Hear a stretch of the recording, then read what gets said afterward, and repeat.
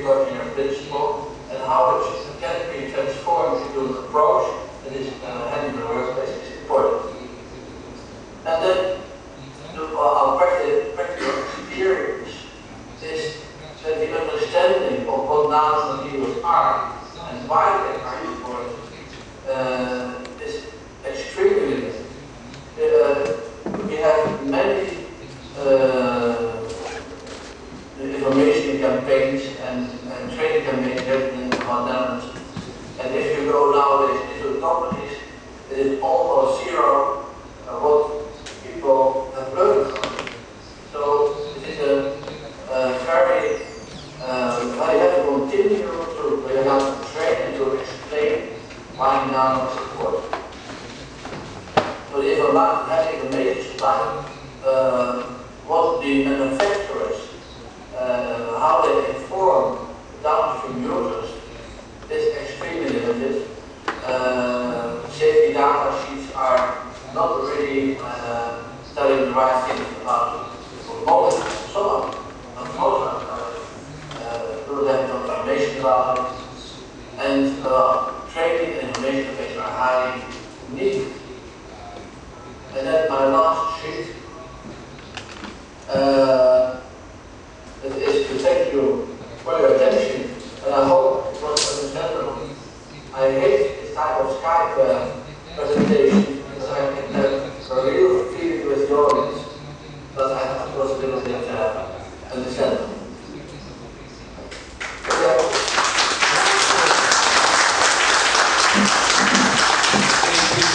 Thank you for your presentation, and we will have some question for you, and the question will be made in English for you. Okay? Yeah. Yeah. Okay. You will see the man or the woman that will put the question for you.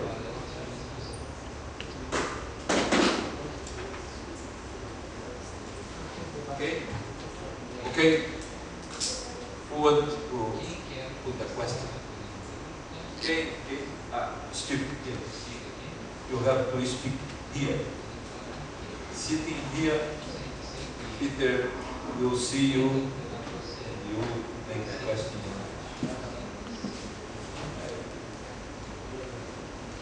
Thank you very much, Professor Roy-Knudsen. I was particularly appreciative of the nano reference values. That was the clearest expression of them I've ever seen, and a very useful regulatory tool. My question is, in the wingspread statement of the precautionary principle, one of the obligations is that if you find that a nanomaterial, well, if you find that any material in industrial use, it has a high degree of likelihood of severe environmental or public health damage, that you are obliged to try to find another manufacturing method or a substitute material. Is that part of your understanding, or do you see that as a part of the kind of social partnership dialogue that you described in the conclusion? Okay, Peter, you can answer this question. I might not really have understood it completely. What are you asking? You are asking if, well, what we have, perhaps I can tell you how we are using it at the moment. There is, well, in general, well, we are using occupational exercise components. And this is always preferred. And occupational exposure are principally health-based, so based on toxicological data. The derivation of this nano-reference study is based on a kind of a precautionary approach. We have calculated for 100 nanometer diameter particles if you have as a starting point 0.1 grams per cubic meter at the workplace, how many particles do you have? And then it turns out that you, for titanium dioxide, for example, have about 40,000 particles per cubic centimeter for 100 nanometers. So if you have a 50 nanometer diameter, this approach is much stricter. You do not allow 0.1 grams per cubic meter at work based on 0.01. And so it is we go for a very low exposure levels. This was very hard to accept for industry because they thought, well, we might have to take much more measures to comply with this very low values. And then a second problem came with the different sources for which source do we define this nanoreference structure. Is it only for the manufactured nanomaterial, or is it also for the process generated and for the background? So what we agreed, and I was not completely confident, is that the nano from this concentration at the workplace. And we distinguish between the manufactured nanomaterials and the process generated nanomaterials. My idea was we have to combine those two, because distinguishing between manufactured and process generated nanoparticles is a quite difficult task. You may do it with a strategic measurement, but well, this is quite good possible. But if you have to go into chemical analysis of the sample, that is quite a job. But in the end, having accepted employers and trade unions together, that we apply this to the manufactured nanomaterials. At this moment, we are discussing what we the second and should not include the process generated as well on the same level. Scientists are more or less agree nowadays in the Netherlands that you should include the process generated as well when this happens. It's a little bit.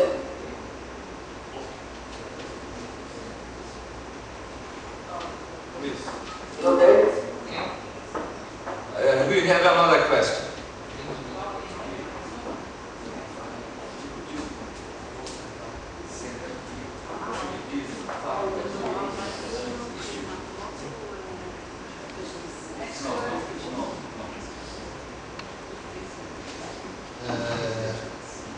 He will speak in Portuguese first, and after you have the translation in English, okay? Okay. Peter, meu nome é Luiz Carlos de Oliveira, sou conhecido como Luizinho, sou do Sindicato dos Metalúrgicos de São Paulo, ligado a uma central sindical chamada Força Sindical. This is Luis Carlos Oliveira, and he is in a labor union, coalition. Minha pergunta é sobre a questão do acordo. Quando você propõe os acordos? Sorry. I had a question. Can you repeat the English translation?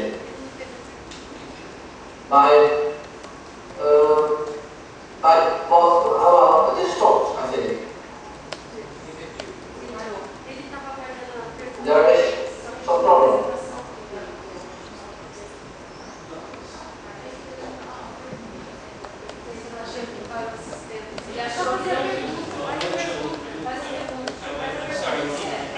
I just presented it. He hasn't made his question yet.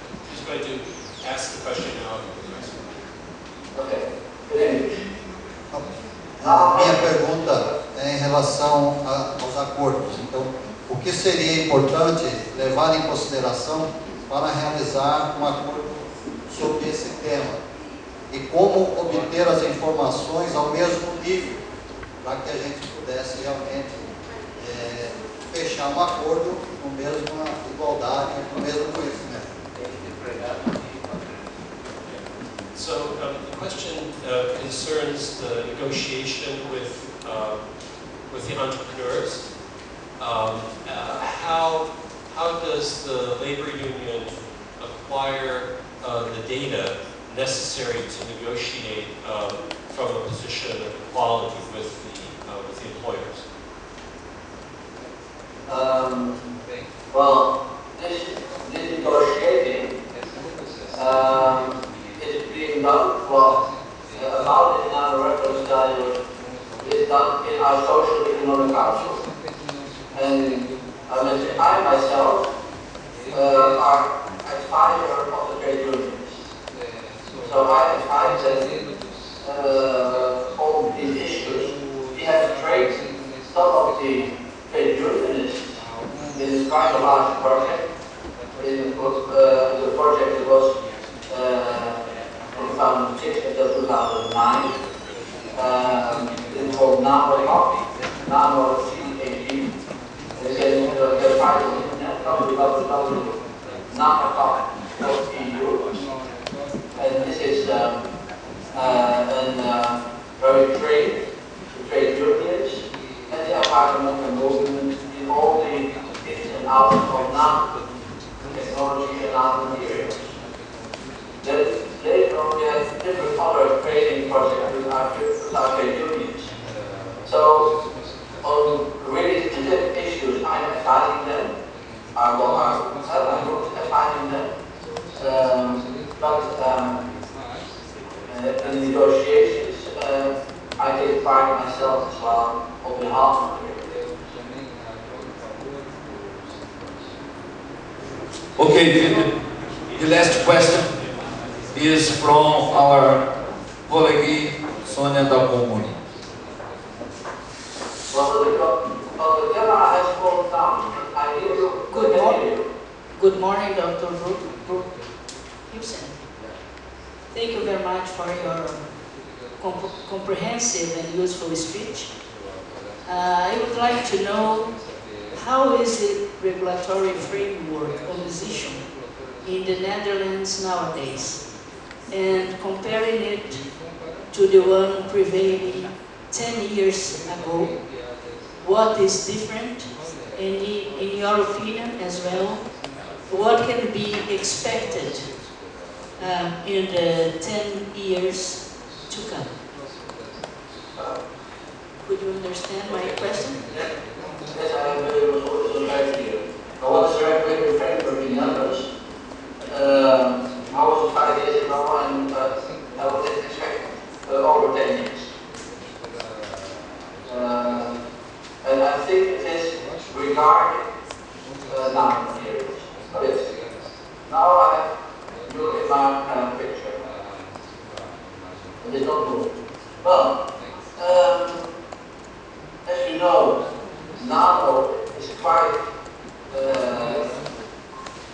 new concept.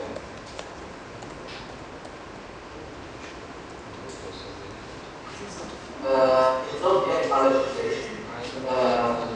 We have 5 years ago, but nano was discovered in the Netherlands, you would say in 2006, 2005, 2006. Then the first discussions started about nano.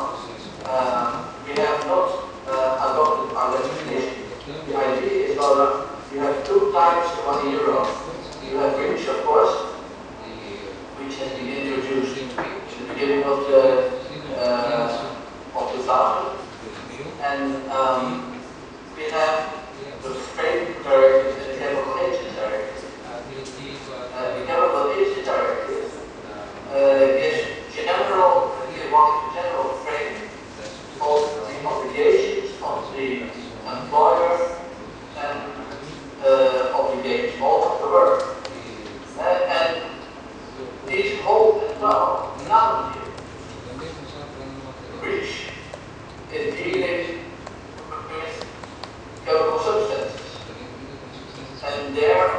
occurs are having achieved nanomaterials, but subset or they are more compatible products.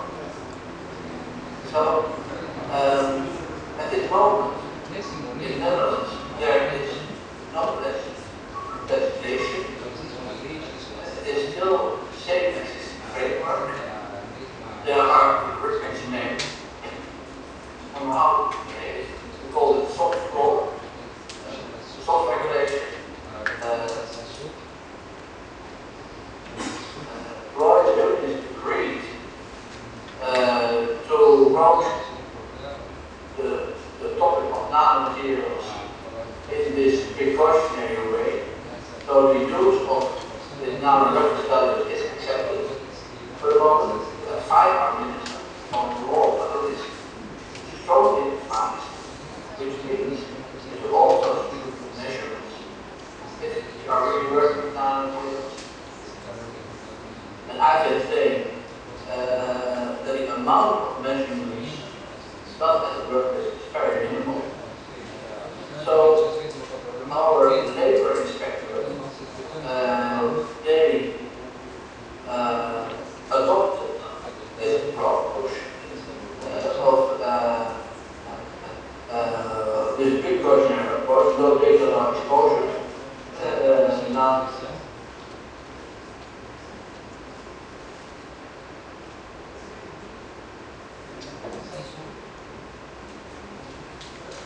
hello, Peter. Hello? Caiu. Nós estamos encerrando isso. Eu tenho que encerrar porque nós temos outro conferencista pela internet. Ele deve estar tentando ligar aí outra vez. Né? Vamos ver se vai conectar. Só para encerrar.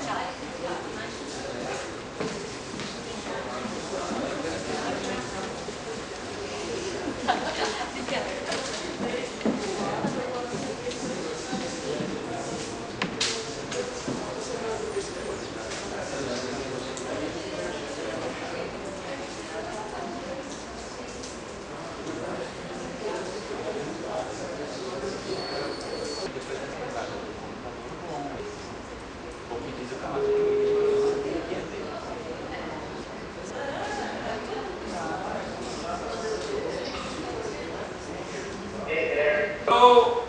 Hello. Thank you very much. Again. Okay, for asking our is and we can start the presentation minutes, okay? What? Yes, I think is you talk about your opinion. What our 1 hour. half an hour we have the debate, some question for you. Okay? Okay. Yeah. Okay, you can start your presentation, please. Well, okay, thank you very much. I'm very sorry that I can't be. Yes, I can somehow. First. Okay, all right. Anyway, I'm very sorry that I can't be with you, and I hope that this form of communication can work well. Please tell me if I speak too slowly or too fast, and also tell me. It's okay. Okay, good. It's okay. And also feel free to interrupt me at any time. Okay. All right. So this is the 7th time the Congress is meeting. The 7th. This is a sign of a very impressive and sustained work on the societal implications of nanotechnology. And I'm not surprised that after all this time, it's a bit of time for reflection, to look back, but also to look forward. And I'm told to address the question, what might a network like yours do in the next 10 years about the development of nanotechnology? And this is indeed a very, very difficult question.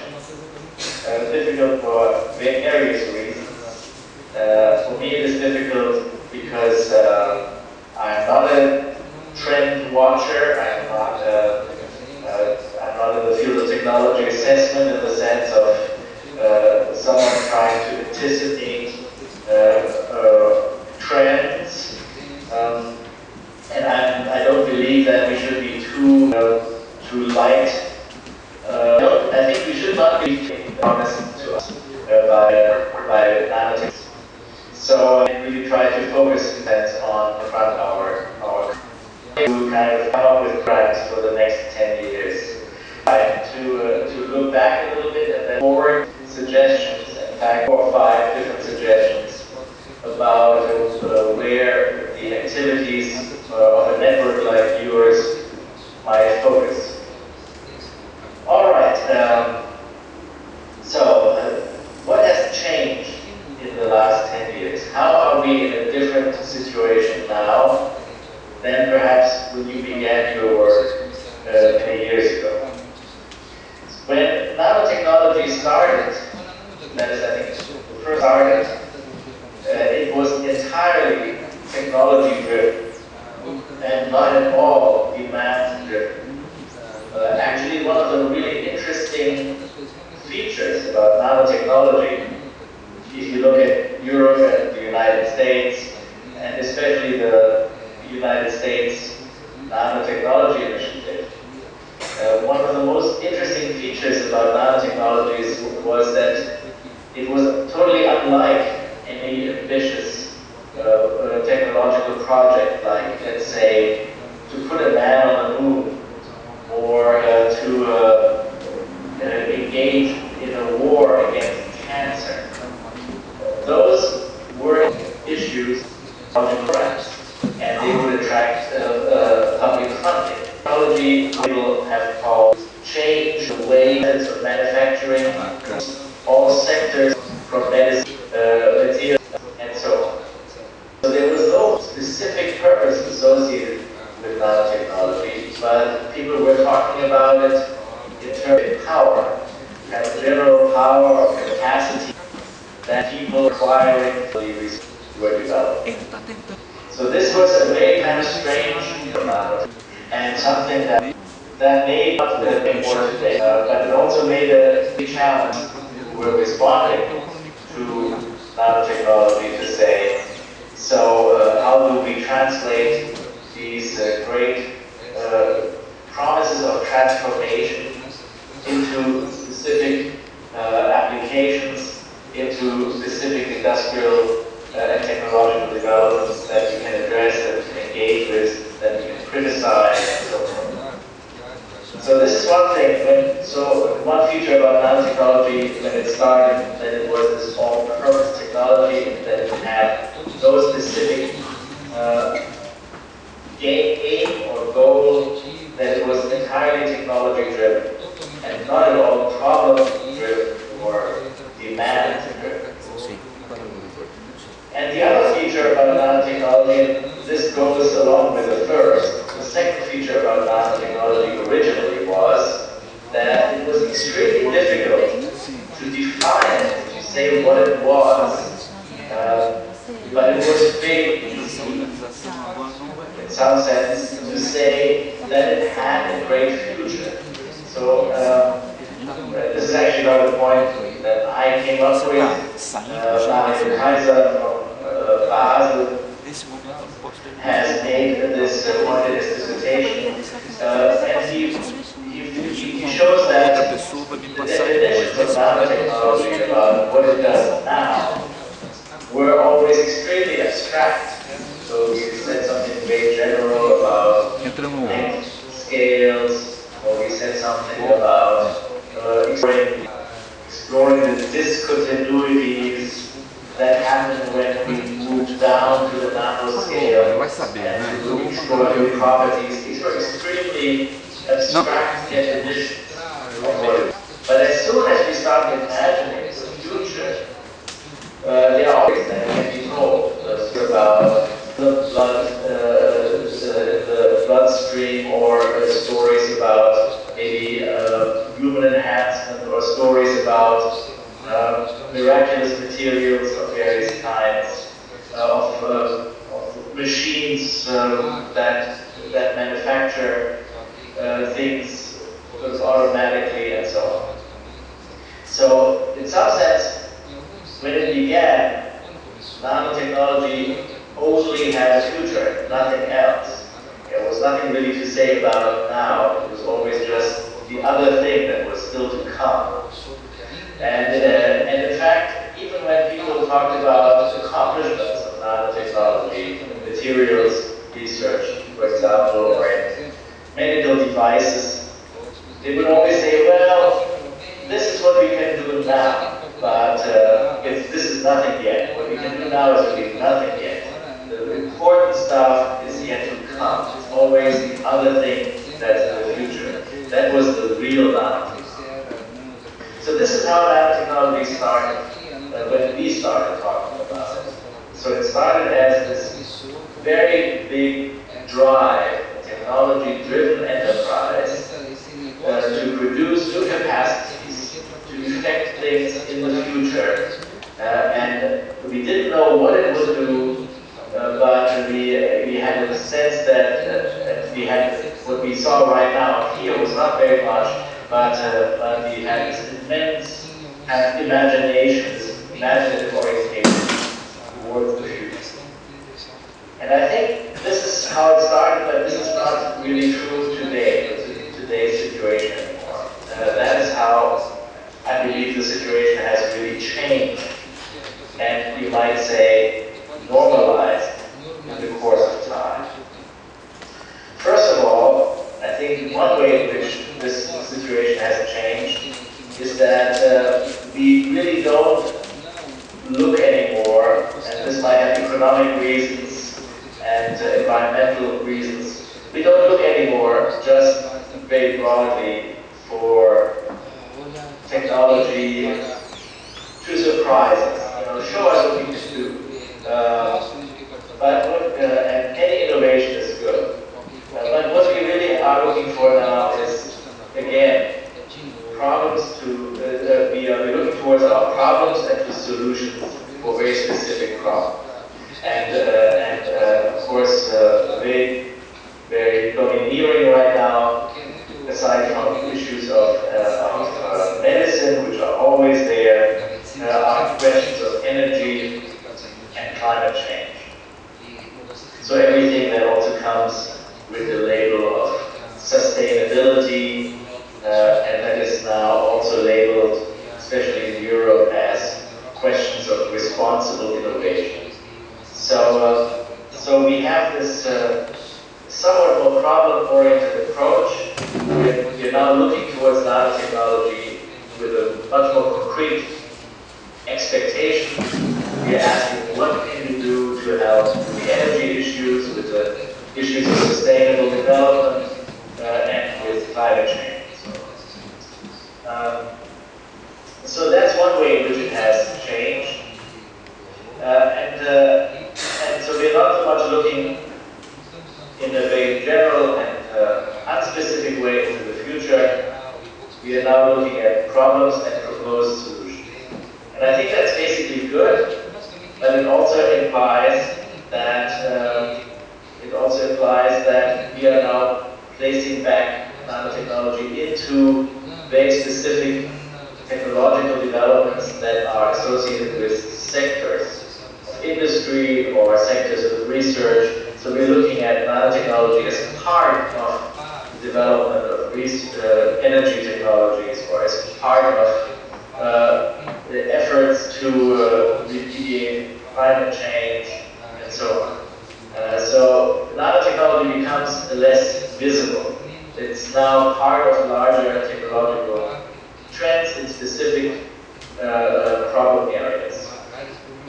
And I think this is basically a good thing, even though it makes it harder to isolate, you might say, the question. But, so this is perhaps indeed already the major change. We're now looking at materials research, we're looking at energy research, we are looking at agricultural research, of course, and we're looking at nanomedicine and so forth, medical research, and in all these cases, nanotechnology is becoming part of a sectoral development, and in some sense it doesn't have a future anymore, or we're not talking about its future anymore. It's not defined by a vague kind of promise of future applications, but it is really now being queried. It's held to the challenge of responding to contemporary societal issues. Okay, this is, I think, a change, and that, I think, changes the way also we, and when I say we, I mean people like people who are looking from a point of view of politics, of philosophy, of ethics, people looking from the point of advocacy, consumer advocacy, or union advocacy, people who look critically at the development of technology. So I think we have to talk about an opportunity orientation. We can't just engage really the idea and the enormous more specific trajectories of technological development. Okay, this might not be news to you. I might add that the work that you're doing and that we might be. So now comes my sort of more constructive proposals. So what areas that I work, the networkers targeting nanotechnology as such, or whether it is looking at nanotechnology in slightly wider contexts.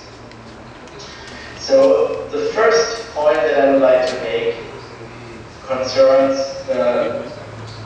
how, in some sense, we are looking at new paradigms for regulation and for toxicology.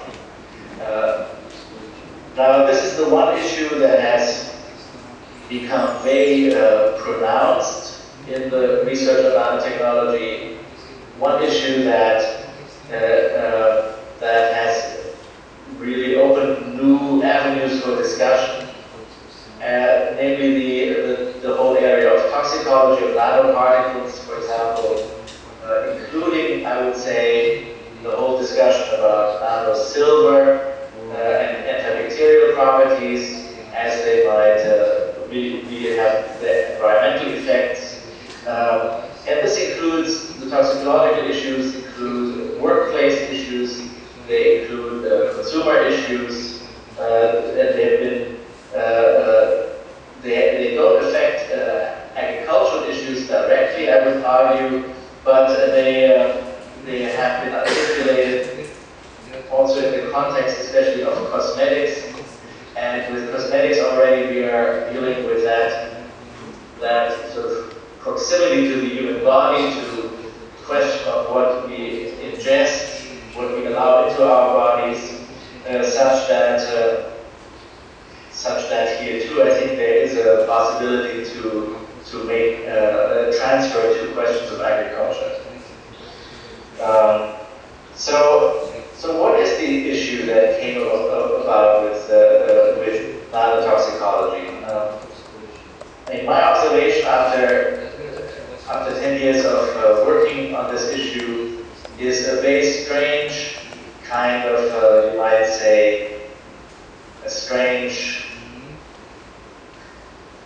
almost schizophrenia. When one talks to scientists and regulators. And the way it expresses itself is that people are saying that nanoparticles pose enormous problems, methodological problems for toxicology. And I think you're familiar with all those problems. You have heard also more technical presentations about them.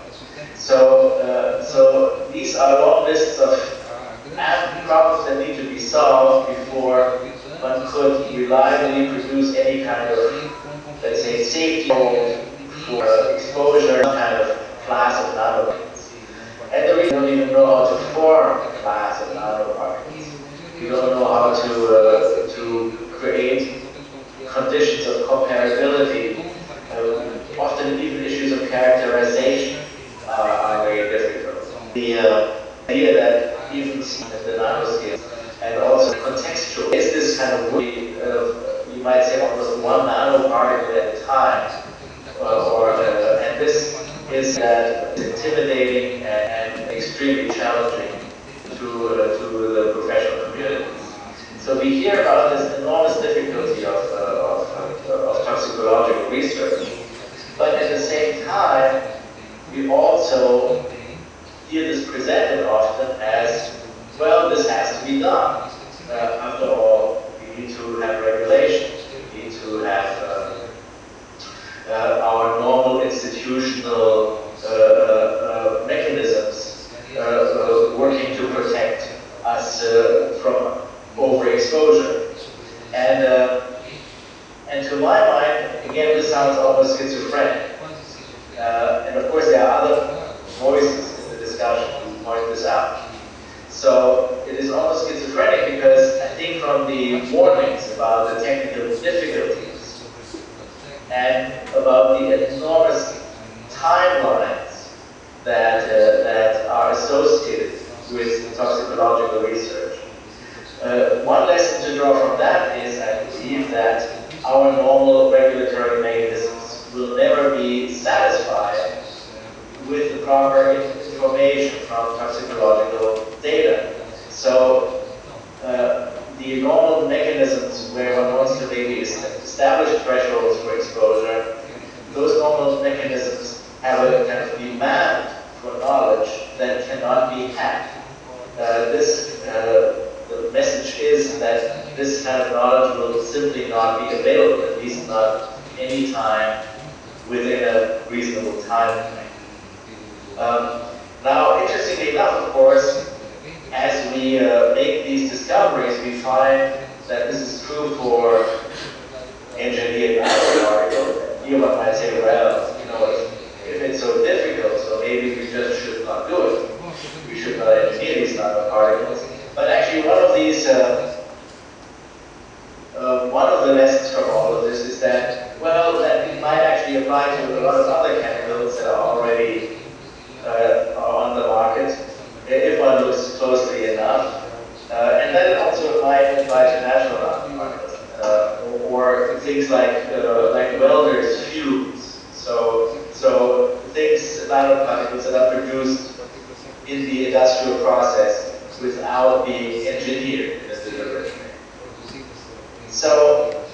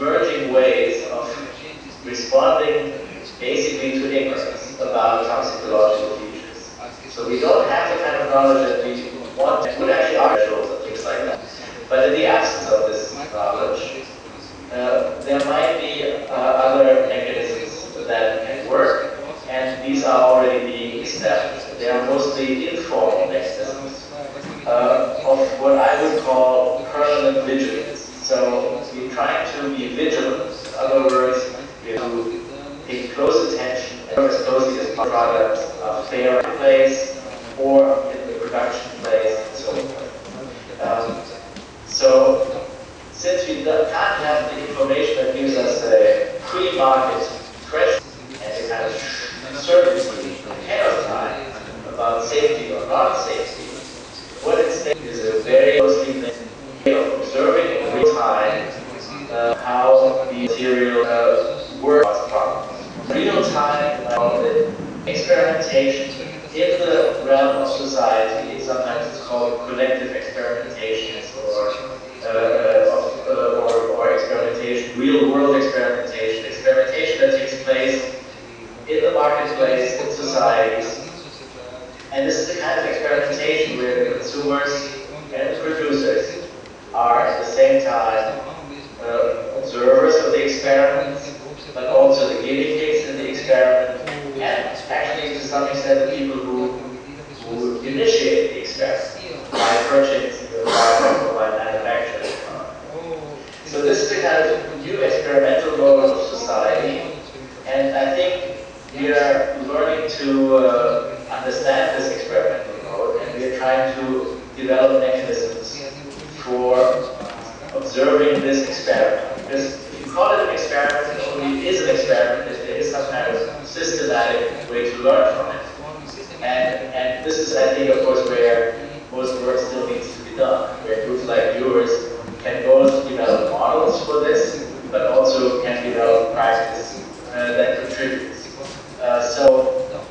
So this kind of experiment has to be observed, for example, these kinds of stakeholders and their involvement in the process. I think everything that is being funded under environmental health and safety research, or funded under the heading of creating of technology, or funded under the heading of ethical, legal, social implications, or funded under the heading of involving publics in the deliberation of these, I think, are going to create this sort of foundation of experiments in the marketplace in society. But there's no guarantee as yet that there isn't actual systematic learning taking place. There's no clear mechanisms for translating anecdotal information into policy advice or science advice. So how can there be a systematic uptake of information from the observation of this experiment? So I think there is a lot of work to be done here in terms of how we learn to conduct these kinds of real-time and real-world experiments in our societies with a new technology. And of course, ideally, to be able to respond before it is too late. It will always be, we're already always too late. Maybe not so far too late that we cannot stop processes anymore or reverse trends.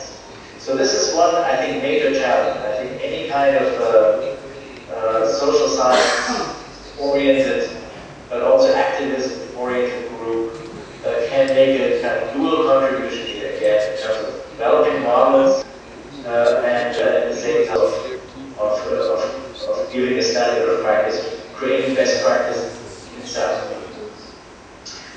All right, so this is the first thing that I think is a way ahead, and it's not specific to nanotechnology, but it is certainly a lesson that came from nanotechnology, and that will be also especially pertinent to all those kinds of products that are intended with the uncertainties that accompany, for example, nanoparticles. All right, this is the first point, and maybe the longest point to explain, since I don't want to talk too much.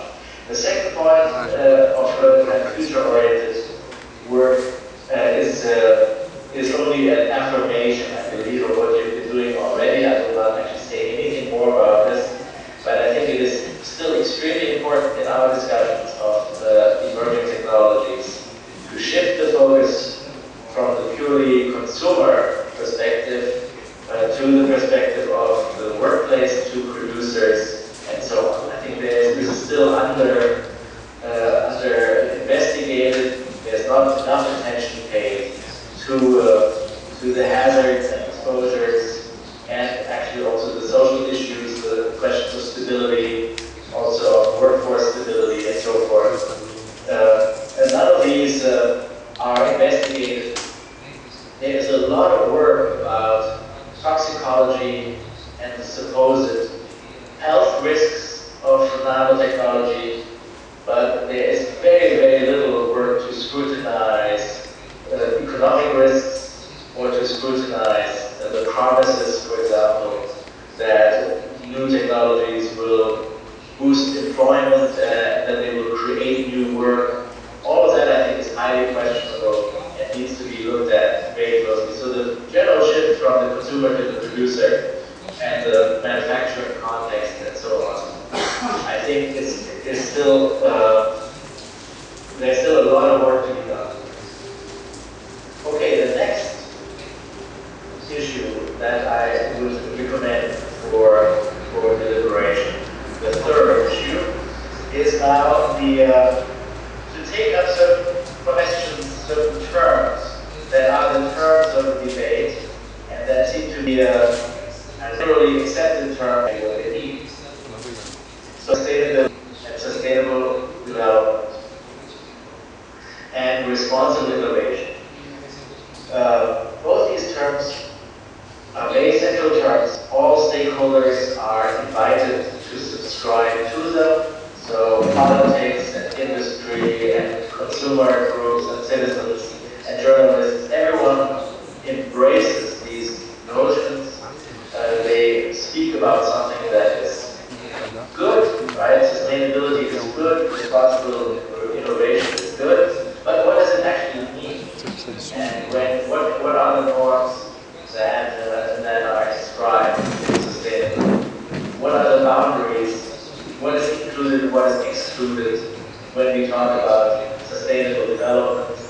And I think in some ways we have to discover these terms not just as kind of terms that harmonize different actors by bringing them together in a common purpose, but we should start thinking about them as terms that are also an arena of conflict, contest, where different interests can be articulated. So I believe it's kind of very important that different stakeholders spell out their notion of what sustainability implies, or their notion of what responsible innovation consists.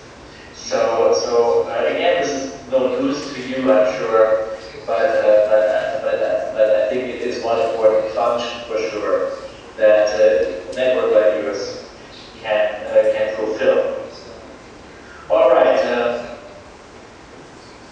Okay, then I already mentioned one point, and I can just briefly bring it up again, that I believe the shift of emphasis is now away from nanotechnology as a kind of technological trend in its own right, but back to looking at sectors of industrial and technological development, agriculture, energy, biofuels, those maybe in particular, and look at those sectors and see what the role of nanotechnology is within those sectors, of course, but maybe also other emerging technologies, and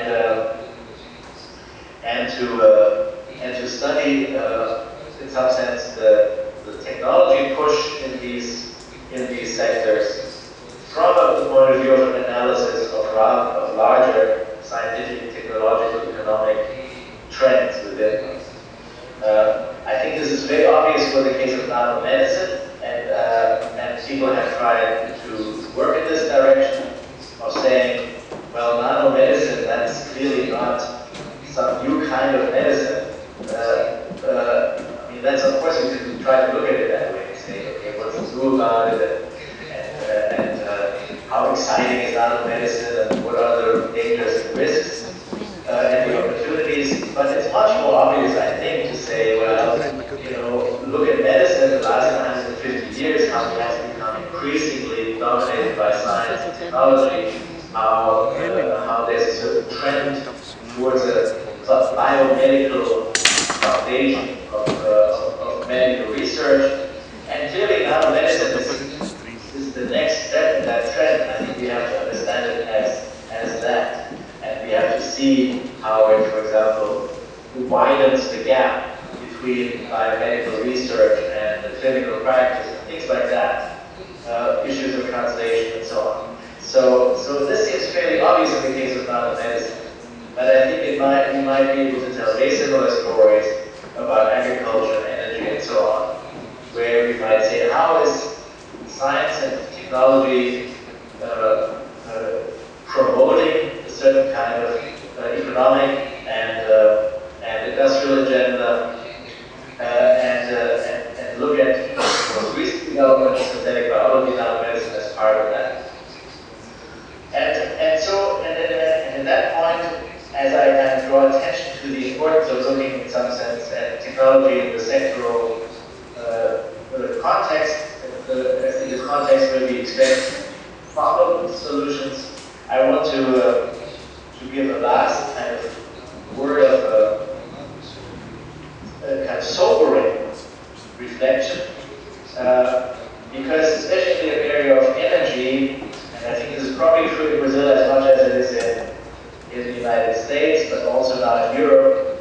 If you look at certain kinds of places like energy, there's something very embarrassing has happened. Embarrassing to people like myself and people who are professional technology watchers, technology assessment people, foresight analysts, and so forth. And the embarrassing thing that happened was that we were looking at energy issues, and we were looking always at these high-tech, high-end kind of options. We were looking at, the laser cells, looking at solar creation and so on. We were looking at all these high-end kind of technological developments.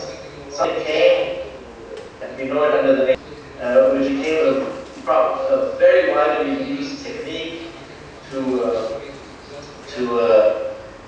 create natural gas, and this technique no one sees, and no one's really prepared to discuss it. And it doesn't seem so high-tech somehow. It doesn't seem so highly science and technology, and we just kind of overlooked it. It came from the back end, and it's now a very powerful force, and deserves and needs a very profound societal critique. But we didn't see it coming because we were looking at the forefront of science and technology. I think, again, if we focus a bit more on the industrial developments and the role of science and technology in those industrial developments, we are better at investigating and understanding the bigger picture. All right, so that's my take-home message. Nanotechnology stands for larger cultural, technological, industrial trends. We should look at it in these contexts, but also in the kind of new regular toxicological paradigms. The future of nanotechnology is not the future of nanotechnology at all, but just the future of our contemporary society. Okay, thank you very much. I hope this was not too long.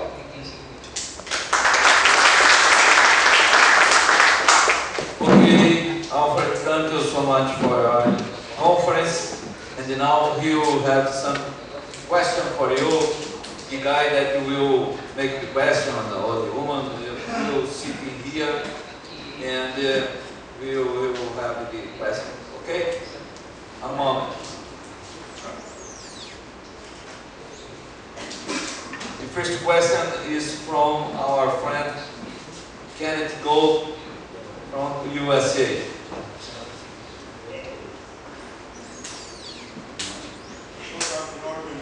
Speak a little bit about the ethical issues involved in authorizing transnational corporations to engage in rural medical unconsenting human populations as part of the new protocols and regulations.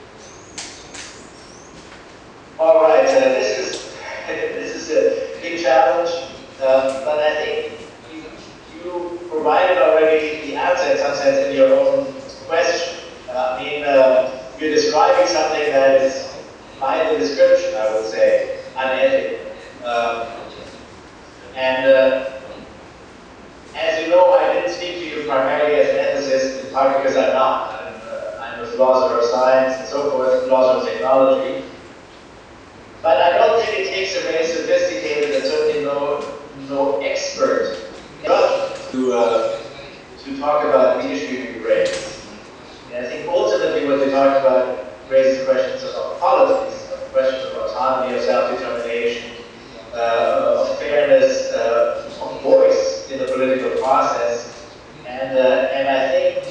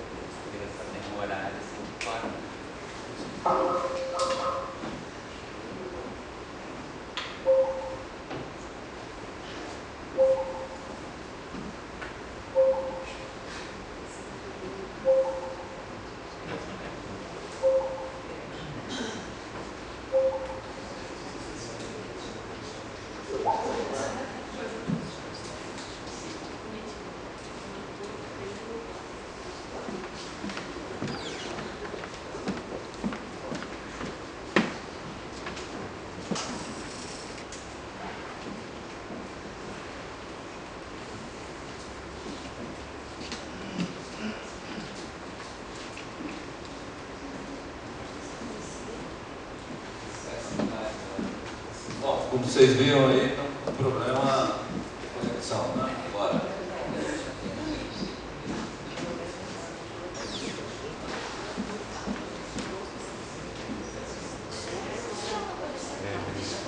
Você segura aquela câmera. Só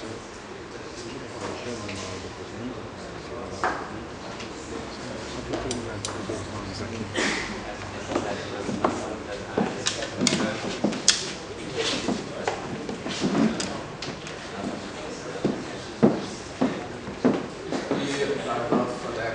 Caiu toda a conexão, é isso? Espero sinceramente que não, porque senão parou a transmissão. Não, aqui tá rolando.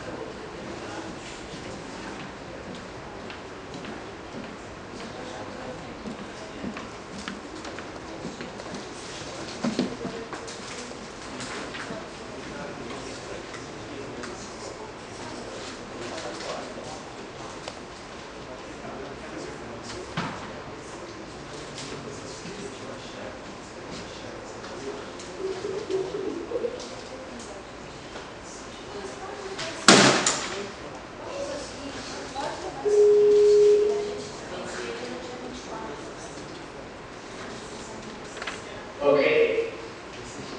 Okay, Alfred. You're back. You can answer the question from Ken Gold. So, just briefly, what I said, if you may have heard the beginning of this, I said that this question already identified what I consider, of course, an unethical practice. Now, but I also argued strongly for saying that we should not assign these kinds of questions to ethics, and least of all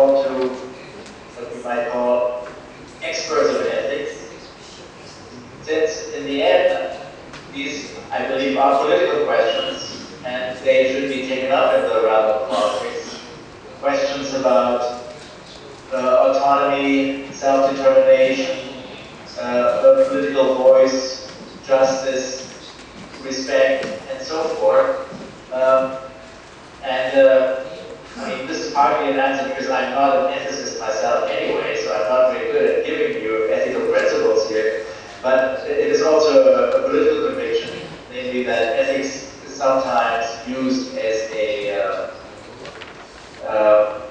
a way to bracket issues or to take them out of the political sphere. And I think that's not what the question intended, and that's not what I would like to further, so to speak. Okay, I have one question for you.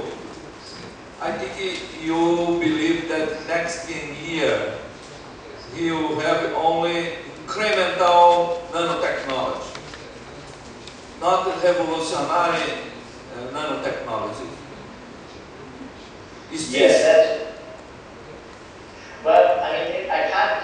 I'm not a prophet who has a, what they say, a kind of glass bowl in which I can read the future. But I've always been extremely skeptical about claims that there are revolutionary developments, and I haven't seen them in the past 10 years, and I don't expect them for the next 10 years. And but even if there were such revolutionary developments, almost by definition, we can't really, in some sense, prepare for it. So I think it's also a matter of how we use our own resources, our own political resources, our own interest and energy and attention. And I think to dedicate it to things that are highly speculative, things that may or may not happen, and we don't even know the probabilities, perhaps takes away from more urgent considerations of issues that we can and should address directly. And I think to move towards a more problem-oriented agenda rather than a technology-driven agenda already helps bring the whole development back to the sphere of public deliberation as we can have it now, without anticipating any revolutionary trends. Okay, the last question is from our colleague J.D. Hanson from the United States. Nice to meet you all personally. Wanted to comment on your reference on nanomedicine and also your reference on toxicology. I have probably the disadvantage of being one of the people that sues the FDA and sues the EPA, urging them to do a better job. So looking at very specific applications of regulation or technology. On nanomedicine, one of the big surprises I think over the last 10 years is how few nanodrugs have been approved. And one of the reasons for this is that as a drug, they have to go through a much more rigorous testing protocol than if you make a new cleaning agent, you can pretty much get it out pretty quickly. In fact, nanocancer has gotten a tremendous amount of funding, but there's only been 2 drugs approved by the US FDA in the last 2 years. I would challenge a little bit also how long it takes to do toxicology research. The EPA has just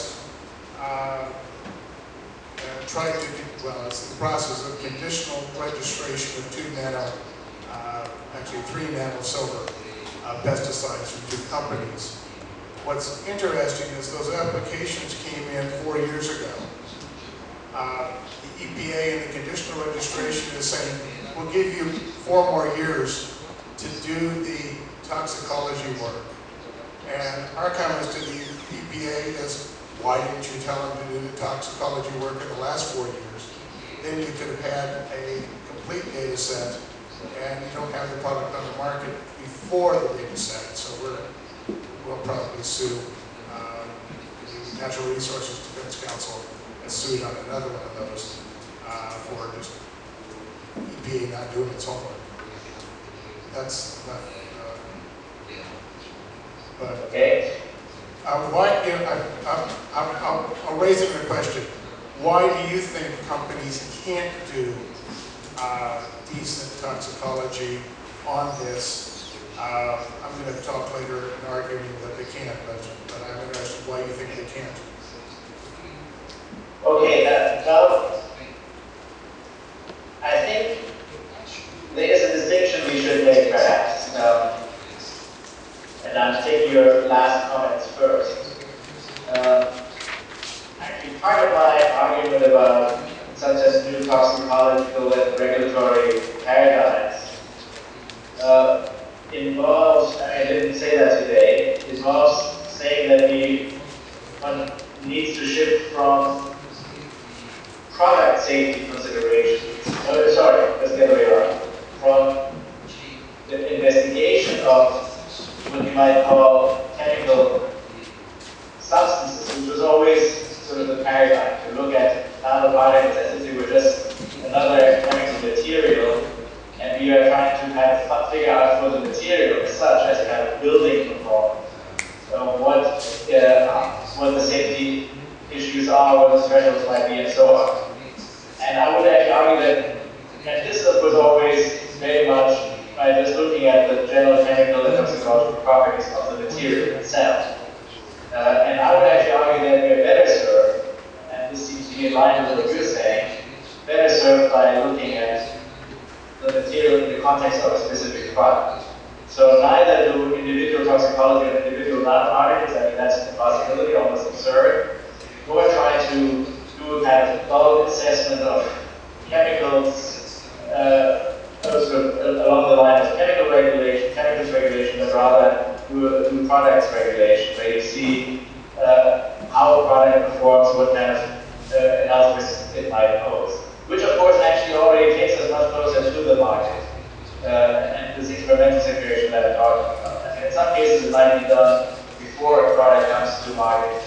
And I'm sure there are companies that can do quite extensive testing on products. But as with automobiles or whatever other kinds of commercial products, in the end, there's always a kind of post-market kind of observational regime going on, and some things will be found only after introduction to the marketplace. And I think if you have the right kind of method of observation, of vigilance, then that is also a mechanism that a society can or will probably have to live with. So this is that one part of your question. So I'm not denying that certain products can be tested reasonably well. Of course, always a question of what you're testing for and so on. And as for the time frames, with I mean, you gave the example of the pharmaceutical industry. I mean, actually, I would argue there's another reason why there are only two drugs coming out of this nano-cancer research drive, and that is, of course, partly because approval times are extremely long, and also because the complexity that is encountered at the nanoscale is so tremendous that that the notion of rational drug design, which is not a new notion, has been frustrated on prior occasions. That it's not clear to me that it's actually such a promising research agenda to start. I think the biomedicine also has to ask the political question whether we are investing our money wisely. To call it a kind of fundamental research, I think is good, and probably it works like that, and it will give us insight about certain dynamics of tumor development and cancer cells and so forth. So I'm not against research on the nanoscale to biomedical issues, but we shouldn't associate with it too directly any expectation immediate therapeutic use. I think that's just overtaxing that's just overtaxing the whole field of gamma medicine. These are really disparate answers, and I think there was some other question just in the middle that I didn't quite capture. You might want to come back to that if you like. That's fine. Thank you. Okay.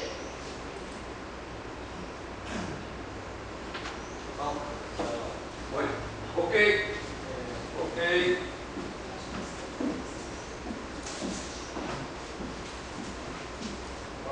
Okay, Alfred. Thank you so much for your contribution to our 10th seminar, and I think I will see you in Boston soon. Oh, very good. Yeah. Yes. So very good. I would like to speak personally with you in Boston to thank you again for your contribution. Okay? Well, thank you very much. You had one table now with J.D. Hansen and Kenneth Gold and Steve Sopan. We will see the contribution of his colleagues from the United States. Okay? Thank you so much. Bye-bye. Bye-bye.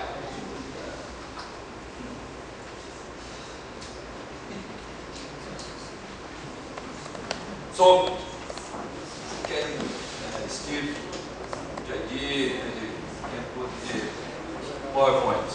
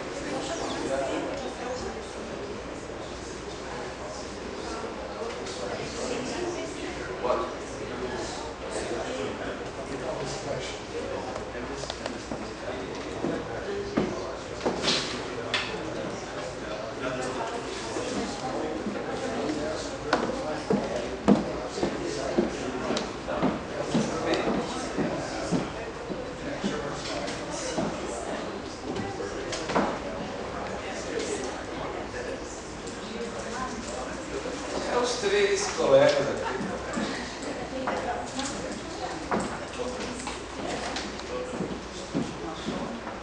Não, a Sônia não. O J.D., o Steve e o Kenneth.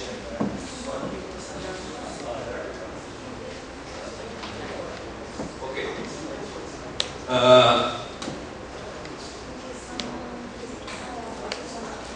Nós estamos já providenciando aqui os PowerPoints dos três conferencistas que nós, graças à boa vontade deles, estão aqui hoje para falar para a gente, colocar as opiniões deles sobre o que uma rede como a nossa deve contribuir nos próximos 10 anos, segundo as avaliações que eles têm, não é? Sobre aquilo que deve ou não uma rede como a nossa enfrentar nos próximos 10 anos. Tá? Então nós vamos ter a contribuição do Steve, do Kenneth e do J.D.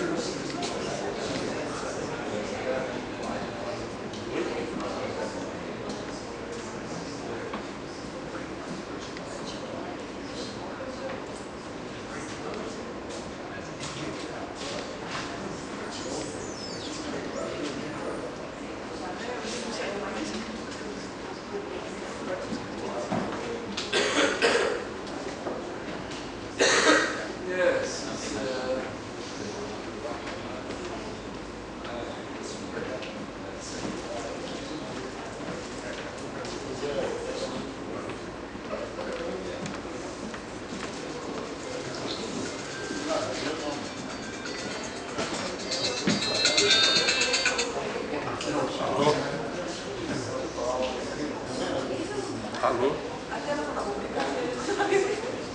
Quem tá falando? Oi? Não, não é não, cara, é engano.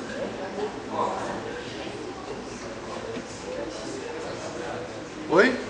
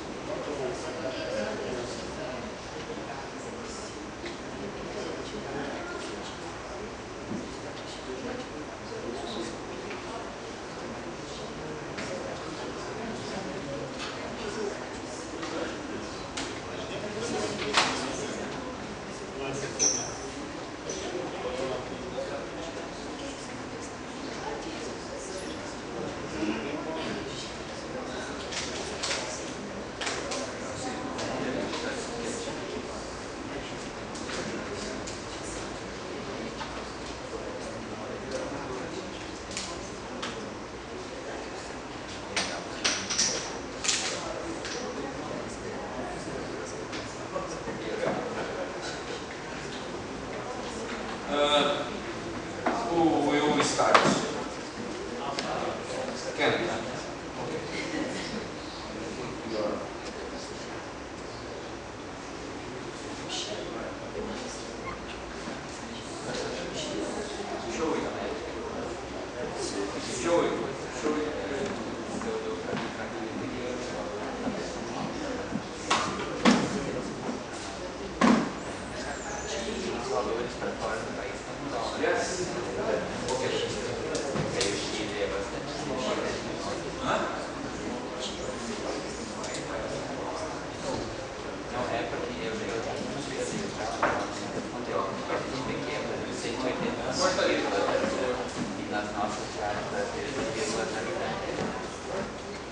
Quer?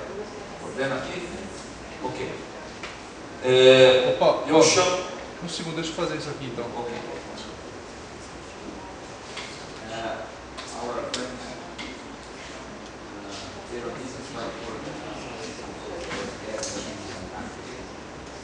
Our friend,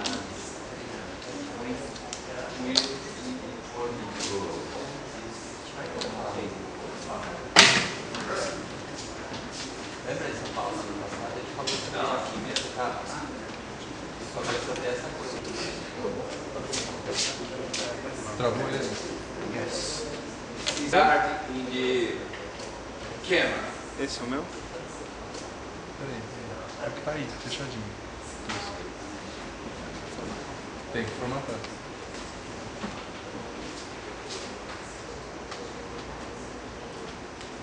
Second. First, Ken. Second, Steve. Third, Jaiji.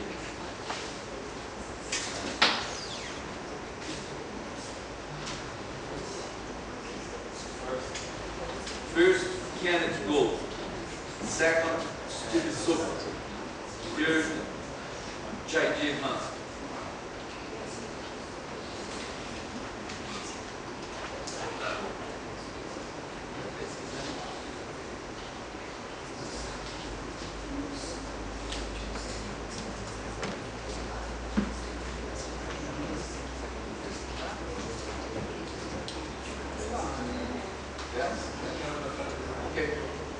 Ok. Essa é uma atividade que nós vamos contar com a colaboração do professor Eronides da Universidade Federal de Pernambuco, com quem eu tenho a oportunidade de estar sempre em contato e com quem eu comecei a ter a oportunidade de conhecer o que se fazia nanotecnologia no Brasil, através dele, que na oportunidade, em 2003, era coordenador de uma rede de nanotecnologia no Brasil, me abriu a possibilidade de frequentar os encontros da rede que ele coordenava e a partir daí começar a conhecer aquilo que se fazia de nanotecnologia no Brasil. Então eu chamo aqui o professor Eronides Silva Filho Júnior para coordenar essa atividade que vai envolver os nossos colegas aqui dos Estados Unidos. Eronides.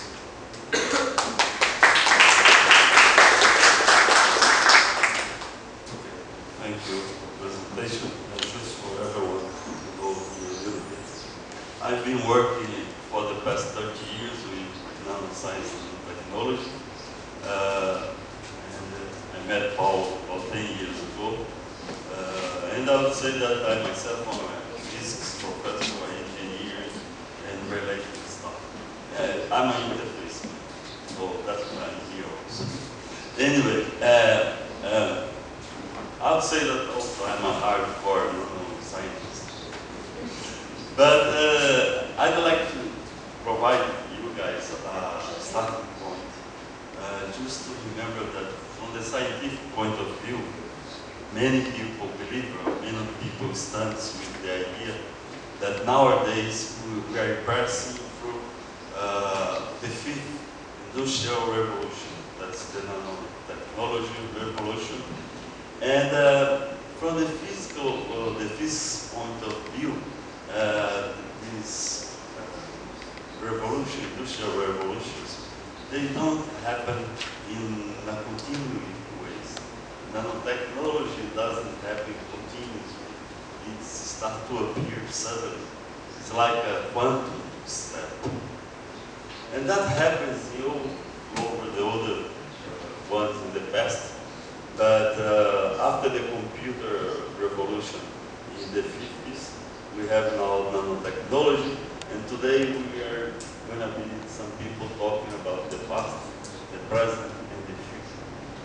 So, of nanotechnology, that's very interesting. So, I'd like to call Professor Kenneth Gold from Berkeley College to teach us a little bit about what's going on in nanotechnology. Thank you. Indeed, nanotechnology does have the potential to produce the equivalent of a new industrial revolution.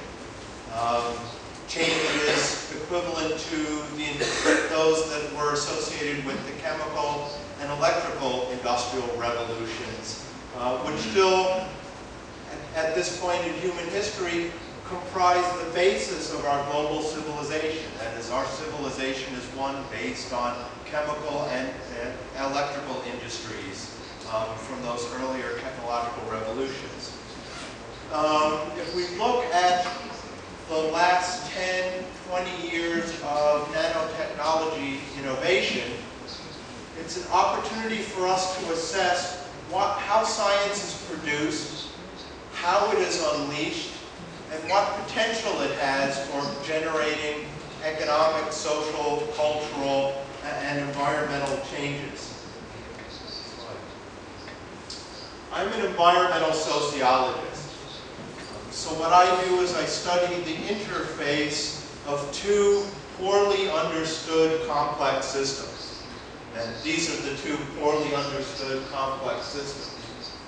Natural systems, ecosystems, which we only have rudimentary understanding of how they operate, and social systems, which as a sociologist will freely admit, we only have rudimentary understanding of how they operate. And my job is to understand how these two systems interact with each other. Now, part of the goal of sustainable development is to be able to have a constant feedback mechanism between changes in social systems and ecosystems. That is, social systems affect and change ecosystems. Ecosystems affect and change social systems.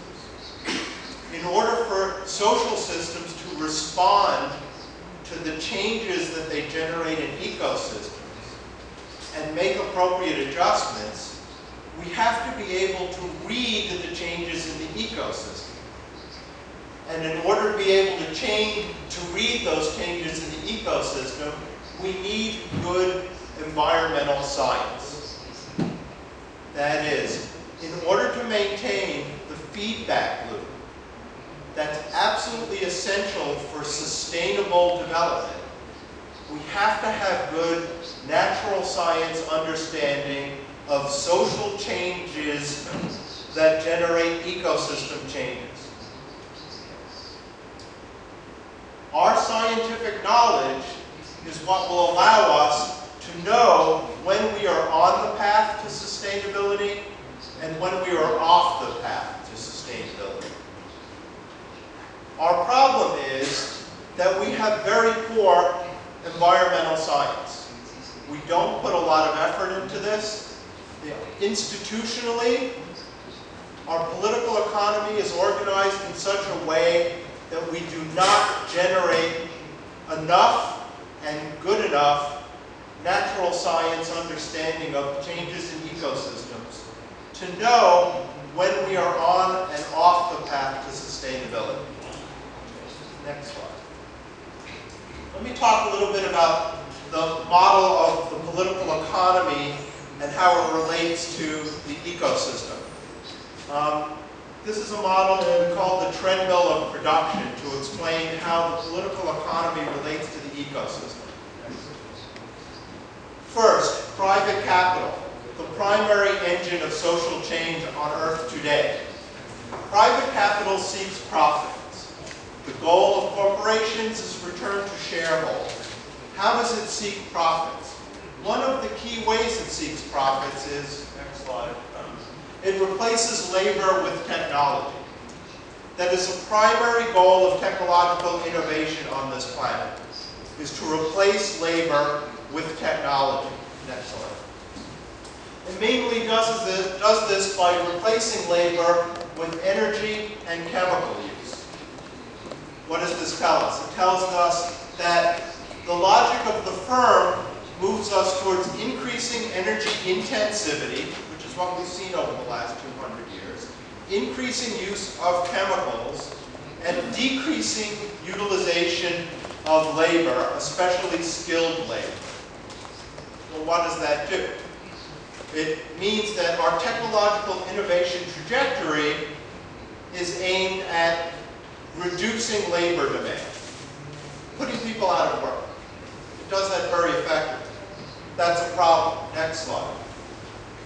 The state then requires growth, economic growth in the economy in order to absorb displaced workers. Well, it has to absorb these displaced workers. It also needs to increase revenues and increase its military capacity. So the state is interested in economic growth and economic expansion. Next slide. That economic growth and economic expansion, combined with replacing labor with energy and chemicals, means an increased conversion of nature into products and waste. So the political economy that we have generated on this planet is organized to constantly increase the conversion of nature into products and waste. What this means for the planet is decreasing ecological integrity. And so our political economy is organized in such a way that sustainability is not really possible. That's quite a problem. Next slide. Okay. In discussing the treadmill of production, the late Alan Schneeberg offered us an interesting way to think about how science is divided in terms of what its goals are. And he was an environmental sociologist, but he started his career as a chemical engineer in the Canadian aerospace industry. So he started from a natural science perspective. He first talks about production science. Production science is quite simply science aimed at giving us the deliverables. This is the stuff that people like science for. Consumer products. Everybody loves their devices. Everybody plays with their little devices. We love our consumer products, new materials, new manufacturing processes, and of course military applications, the thing that we actually spend the most money on in terms of technological investment. So these are the deliverable goods from science. Now, this comes from both basic and applied scientific endeavors. Next slide. A different kind of science is impact science. This is science that's not aimed at deliverable goods. This is science that is aimed at understanding environmental impacts and public health impacts. This is not profitable science. We do very little of this. But this is the science that we need in order to have a feedback mechanism so that social systems understand their impact on ecosystems and can adjust appropriately. Next slide.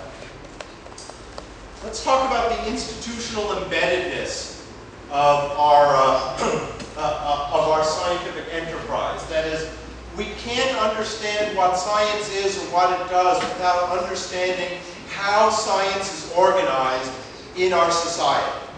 Next slide. First of all, most science is done by corporations. In the Organization for Economic Cooperation and Development, about 2/3 of all science is done by the private sector.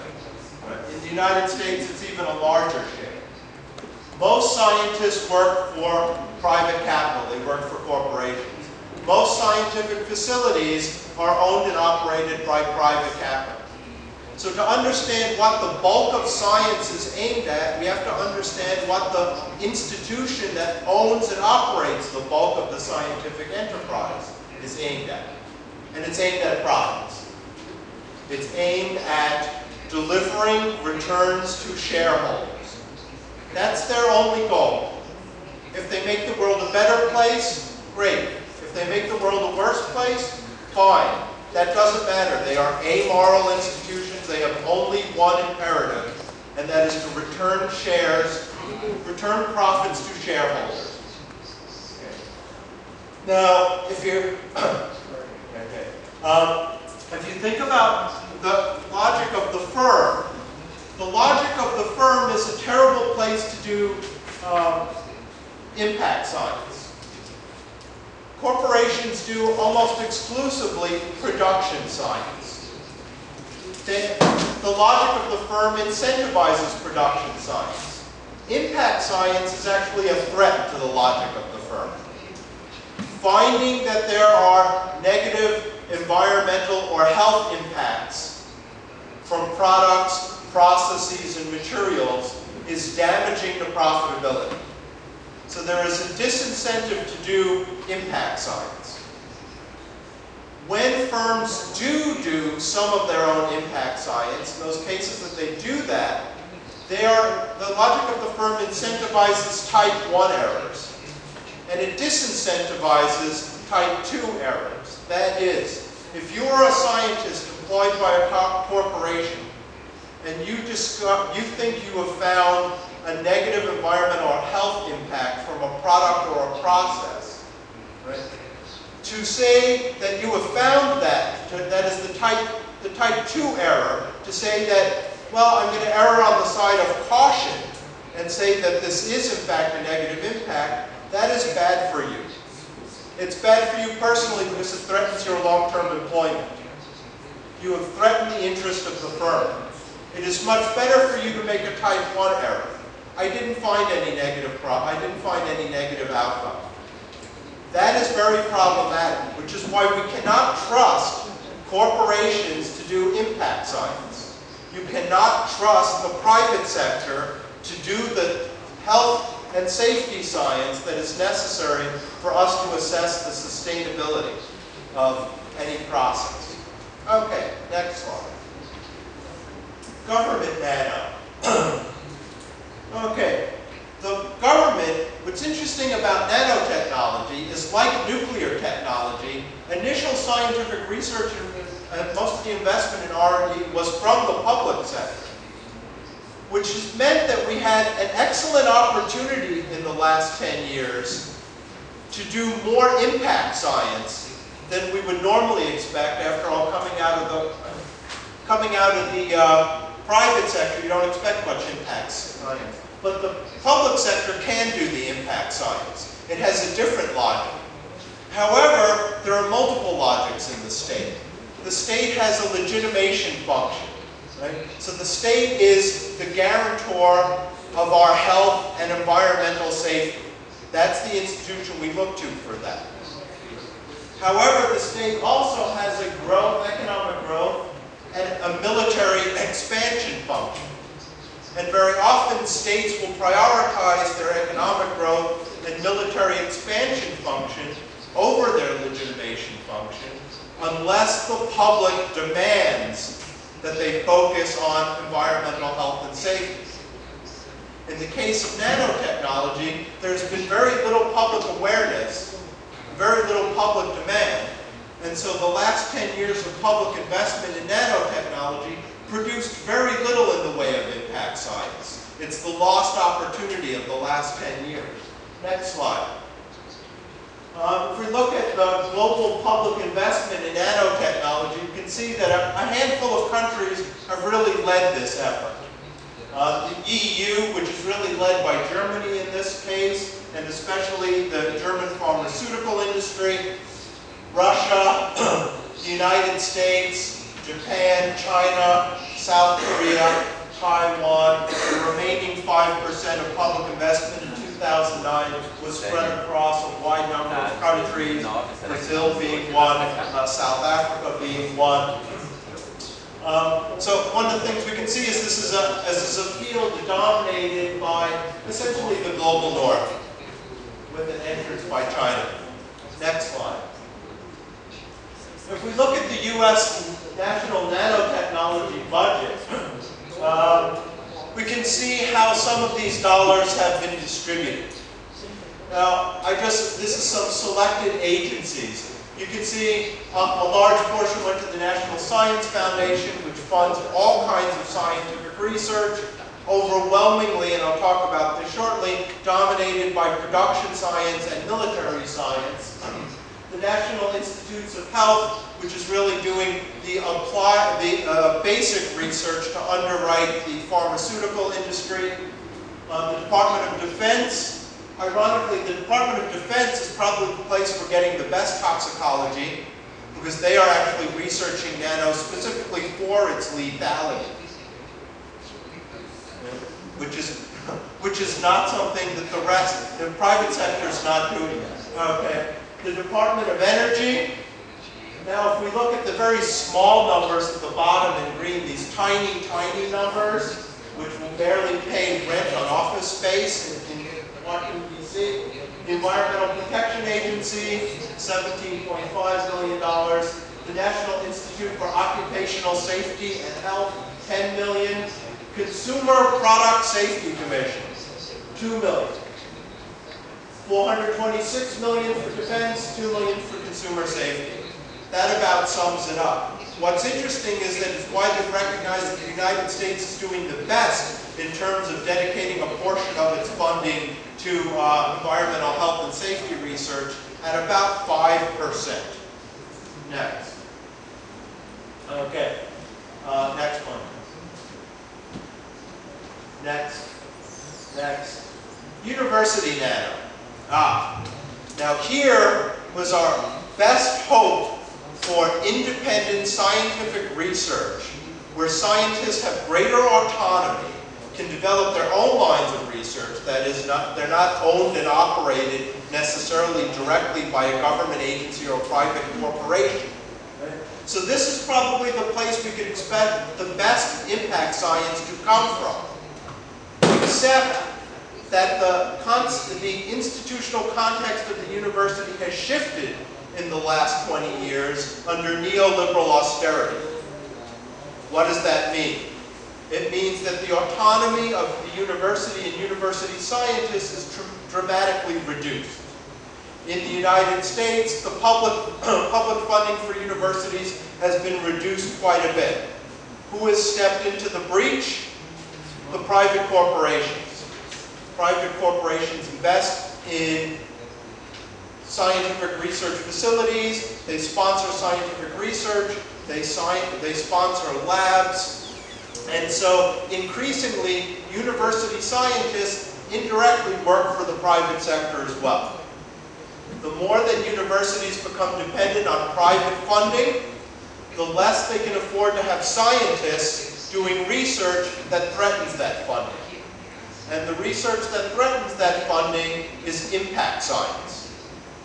If you are finding that there are negative environmental and public health impacts from nanotechnology research, from nanotechnology, the corporations that fund your institution to do nanotechnology research will withdraw those funds.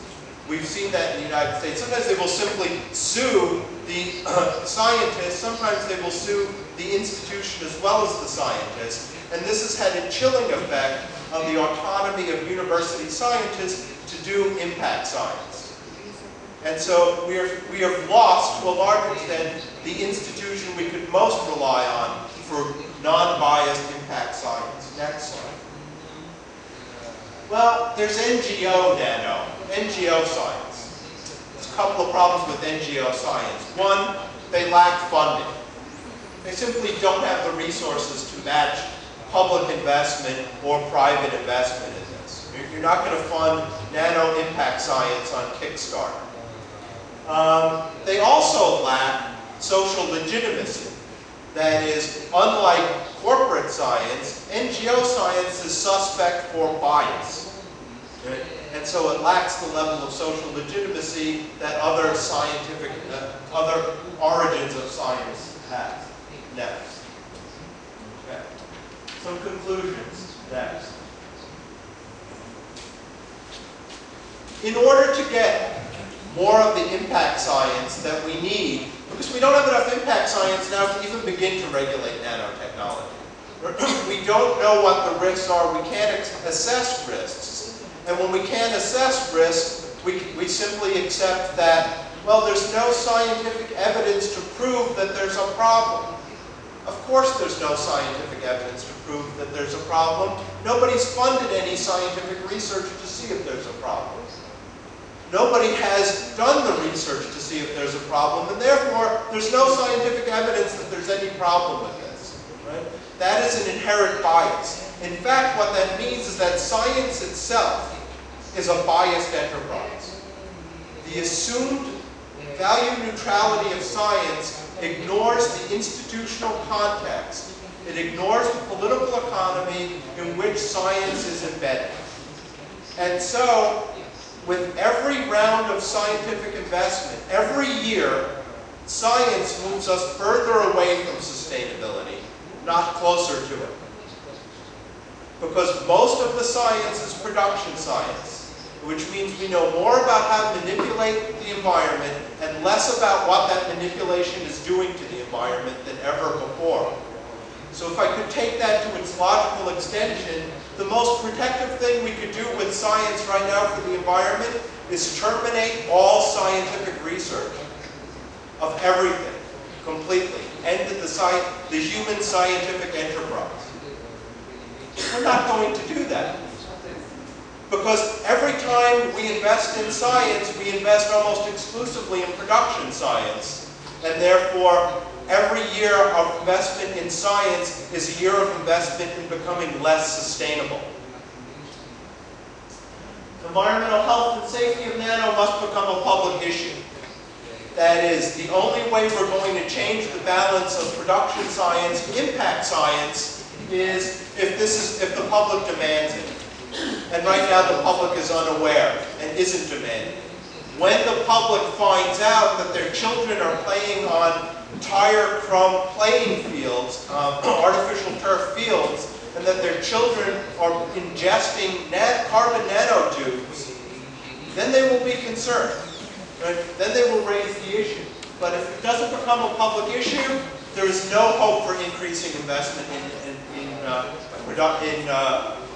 impact science. Next. So you have to create an upward spiral of public awareness, public concern, funding in impact science. that impact science will find problems. And those problems need to be publicized so that the public can demand more impact science. So the positive spin on this talk is that a combination of impact scientists and public activism could generate increased funding and shift funding from production to impact science and get us closer to a sustainable path. Next. The impact science then must guide production science. I don't believe you can do uncontrolled corporate experiments on an unconsenting population and call that a protocol for regulation. Right?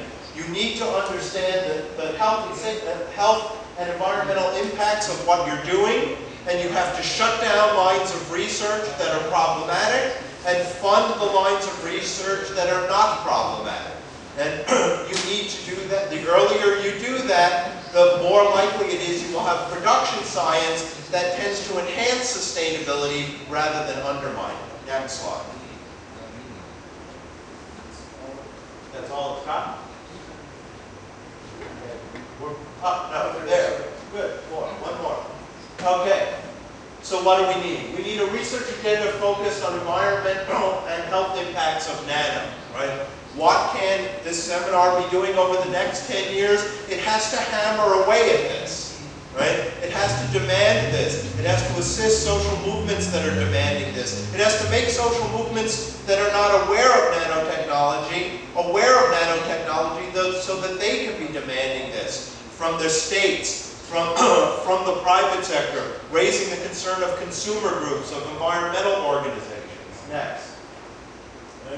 We have to emphasize the most likely vectors of public exposure now. People are exposed enough now to be concerned if they were unaware of this in their cosmetics, in their clothing, in carbon nanotubes, right? People need to know, they don't know that they're being exposed, right? So in a sense, the corporations are already doing these uncontrolled medical experiments on an unconsenting population, which violates institutional resource board standards. It violates the Nuremberg laws. Next. Okay, we need a program to increase public awareness of risks and need to know before proceeding. Who are the best people to do this? The impact scientists. We need scientists to engage in public science. In sociology, we talk about public sociology, taking what we know outside of the academy, rather than speaking to each other and speaking to the general public. Impact scientists, nanoscientists need to be talking to the general public, the ones that are aware of environmental and health risks, and make them aware. Right? So there needs to be an outreach on the part of scientists. Because we know the outreach that is going on right now. It's from the corporate public relations machine, and also from the government public relations machine. Next. Finally, we need to de-emphasize the ecological modernization project in nano. Like all technologies, they tend to lead with these wonderful utopian scenarios of the future. Right? They are all going to cure cancer. Right? They are all going to solve the environmental problem. They are all going to end world hunger. Nuclear was going to do that. Genetic engineering was going to do that. Right? Nano is going to do that. That's how technology is sold. Okay? You might have noticed that neither nuclear nor genetic technology have done any of those things. Right? Neither is nano. Right?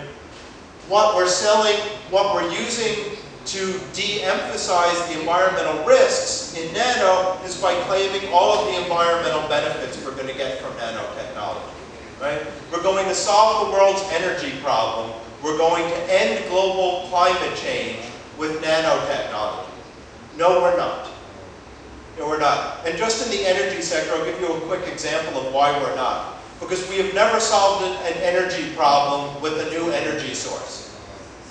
We have not replaced, coal did not replace wood and water, it simply added to it. Oil and natural gas did not replace coal, it simply added to it.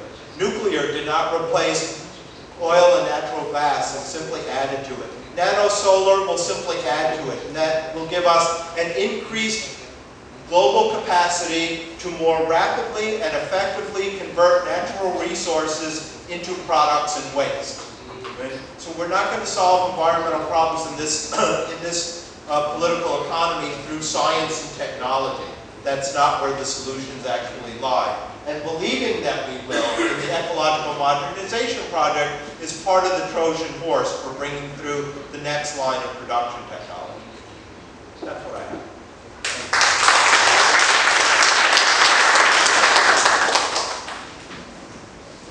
Okay, speech by Professor Kent. It's open for questions. Não, question eu vou fazer três depois. Okay, so the next speaker will be Dr. Sticks from the Institute for Agriculture and Trade Policy in the United States.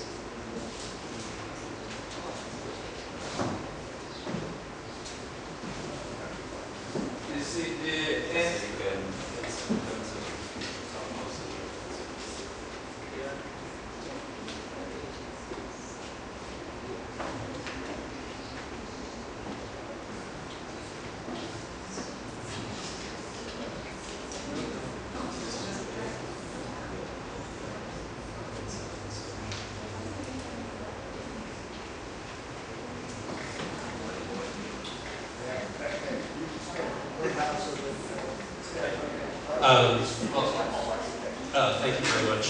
I want to say first two things. The fact that the three of us are U.S. citizens does not mean that we are particularly uniquely qualified to talk about the issue of the future of nanotechnology. But the unhappy fact of the matter is that a lot of U.S. policy research practice is exported to the rest of the world. And so we do have a particular responsibility to call attention to what our government, industries, and corporations are doing globally. Next slide, please. So I'm going to divide this talk into two parts. One concerns the future that is trying to be imposed upon us, and the second part is the future that we need to negotiate for ourselves. So the first part of this concerns the U.S. hard diplomacy approach to exporting nanotechnology. Next, please. So we are working to export nanotechnology under free trade agreements, such as the Transatlantic Trade and Investment Partnership and the Trans-Pacific Partnership, both of which are designed to be open to the rest of the world once the agreement is set. Nanotechnology is not going to be mentioned explicitly, but the highest priority of the Transatlantic Economic Council, which is the highest regulatory body between the United States and the European Union, is nanotechnology, or emerging technologies more generally. Next, please. So rather than confront laws directly concerning environmental health and safety issues, the plan of the negotiators is to make horizontal regulations that will apply to nanotechnology before there are actually any regulations of nanotechnology. So it's a very abstract legal framework that is designed to circumvent national environmental health and safety regulations. Next, please. The big stick in the free trade agreements are something called investor-state dispute settlement. For example, the American Chemistry Council urged the U.S. Trade Representative to threaten the European Union with dispute settlement just as a result of a resolution by the European Parliament that products with nanomaterials should be labeled consumer products. What the investor-state settlement does is it allows private investors to challenge non-discriminatory laws and even judicial rulings for what are called impairments of anticipated benefits under the agreement. This is a very, very dangerous provision. It has a very bad history in the North American Free Trade Agreement. Next, please. A U.S. solution to the trade versus environmental health and safety mandates of its federal agencies was given in a June 9th, 2011 memo from 3 agencies. Next, please. And this is the top of the memo.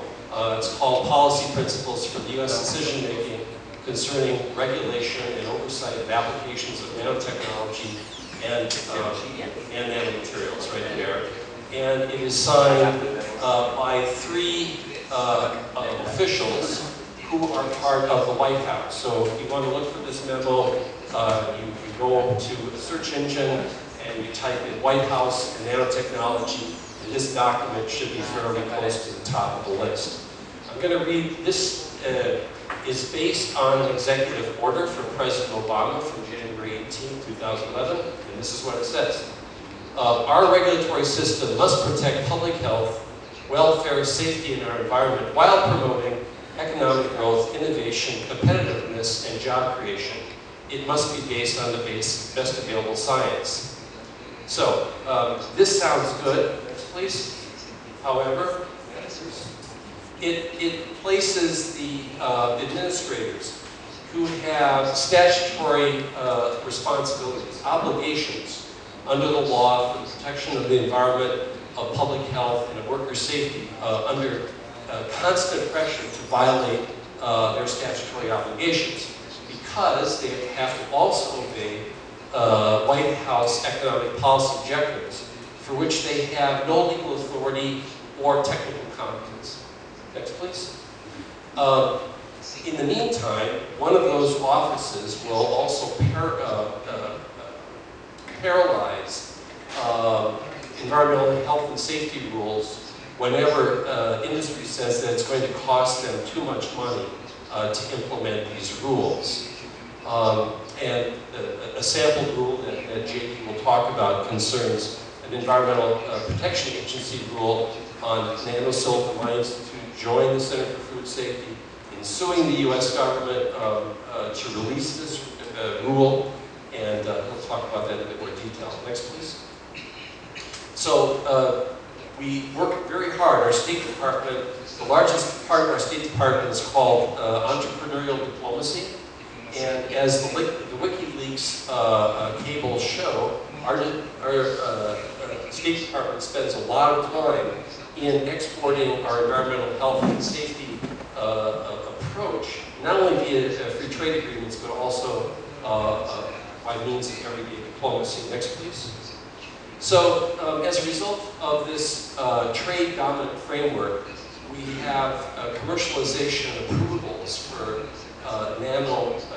now for 3 nanosilver products that are neither warranted by law nor by science. Next, please. So, imposing nanotechnologies via risk perception management. This is the soft diplomacy approach. Next, please. So, a way to phrase this is, you like nano-coated semiconductor chips. You might like nano-coated bananas, right? There is a rather strange kind of attempt to say, well, you like these products, wouldn't you like to eat a banana whose nano-coating could pierce right through the skin to the flesh? When I went to the University of Minnesota Nanofabrication Center and spoke with its director, he was absolutely astonished that anybody would use nanomaterials in food or agriculture. Next, please. So an approach for soft diplomacy is to do social science research to determine which nano products will consumers accept now. Next, please. And so, one kind of question, not formulated this frankly, is what nanoproducts are perceived as dangerous, unnecessary, or gross? Because that will determine, the answers to that question will determine what is the sequence of introducing these products into the market. Because then you can build a whole product line once you find a product that is regarded as acceptable. Next, please. So, you need to do research into how do you change the consumer's perception of risk. You know, some of those perceptions are really pretty ridiculous. You say, well, you ride 4 people on a motorcycle, therefore you must be willing to consume bananas that are nanotons. Next, please. And then you have to change the risk-benefit perception, basically by projecting benefits of the use of all nanotechnology products, as opposed to talking about very specific benefits. This is just a sample of social science research, where a group, this is published in the Journal of Nanoparticle Research, which is the kind of the flagship journal in the United States. And they went to a couple hundred experts and asked their opinions in structured interviews about what products would they regard as being most likely to be accepted by consumers. And there is a consensus kind of range from 0.41 to 0.73 here for easy to clean surfaces. The idea is everybody wants to have clean surfaces. You put some nanosilver or another metal oxide on. So it goes through a number of products, food packaging, chemical sensors, smart pesticides, which really kind of amazes me that it gets even that high. Next, please. Okay, now we want to talk about what we want to negotiate for the future of nanotechnology. First, please. So, the Germans have a wonderful expression, der Angst frisst die Seele auf. So fear eats the soul. Beginning knowledge of negotiating power force of the society is really developing a good knowledge base. I think Professor Sonia Dalkumi talked a little bit about how there is a fear of nanoscience, and this is a fear that we really need to overcome for negotiating our future. Next, please. We have to understand not just nanoscience, but how engineered nanoscale materials are actually used in the workplace, how they affect, in all facets of the environment, how they affect the human body. Next, please. We cannot allow environmental health and safety data to become confidential business information in the regulatory process. One of the problems we have in the United States is so much of the data that is submitted by corporations to the government is classified as confidential business information and therefore is not available for public review or criticism. Next, please. Basic principle, no data, no market, right? If the data that you have is insufficient, poor quality, inconsistent, no product with nanomaterials should be going to the marketplace. Next, please. Next. Okay, so with trade policy, there is a general kind of formula where they borrow the language of human rights, and they talk about how you cannot discriminate against imports based on the production process. And so therefore, in trade policy, there are no binding protections for workers or for the environment. So products that cause great environmental harm, great harm to workers, those have no legal recourse in trade policy. And in most domestic regulation situations, there's very little recourse for them. Next, please. So, we want to demand safe products, safely made. That's kind of a bottom line demand. Next, please. So, in order to do this, we have to overcome the kind of political fissures that sometimes emerge among consumer, labor, and environment groups to construct alliances to regulate engineered nanoscale materials and nano-enabled products. This is a rather urgent, if rather difficult political task. Next, please. We need to use the power of government procurement in order to change the nanotechnology market. If we want to get socially useful nanotechnology products into the market, one place to do so is to ensure that we have very, very high standards and product selection that we can push through government procurement programs, because governments are generally the largest buyers in any market. Next, please. And then we have to start appreciating nano not just as nanotechnology, not just as a production tool, but also as a diagnostic and regulatory tool. For me personally, in agriculture and food, far and away the most interesting uses of nanotechnology are not for products, but for regulatory and diagnostic features. Next, please. So this is a sample of one table of applications of nanomaterials in agricultural production. And here, the purpose of this is nanomaterials to detect pesticide residue detection. So you have here a whole list of different sensing materials, different kinds of pesticides that are detected, the tolerance sensitivity, and the kind of sensitive type that is used. These kinds of uses are much less publicized, much less supported, because, as you can imagine, they would represent a threat to the pesticide industry. Next, please. Next. Another big issue that we have to deal with, this doesn't concern just nanotechnology, but nanotechnology is very patent dense. There's a general tendency, particularly in the United States, to grant very broad patents for relatively very small slices of utility, very small changes in innovation. Through patent pathology, you have publicly supported research that is then captured by private firms through university licensing agreements, which has become one of the largest sources of university funding. Next, please. The word industrial policy, the two words industrial policy in the United States are really dirty words, because they imply that 5 people in the state tells everybody what to do or what to make. Yet we need to find some way of prioritizing our technology investments so that we focus on what is a socially essential research and development work. Next, please. Part of this development of determining what is socially essential research and development is to extend public engagement into citizen participatory research on nanotechnology, especially in consumer products.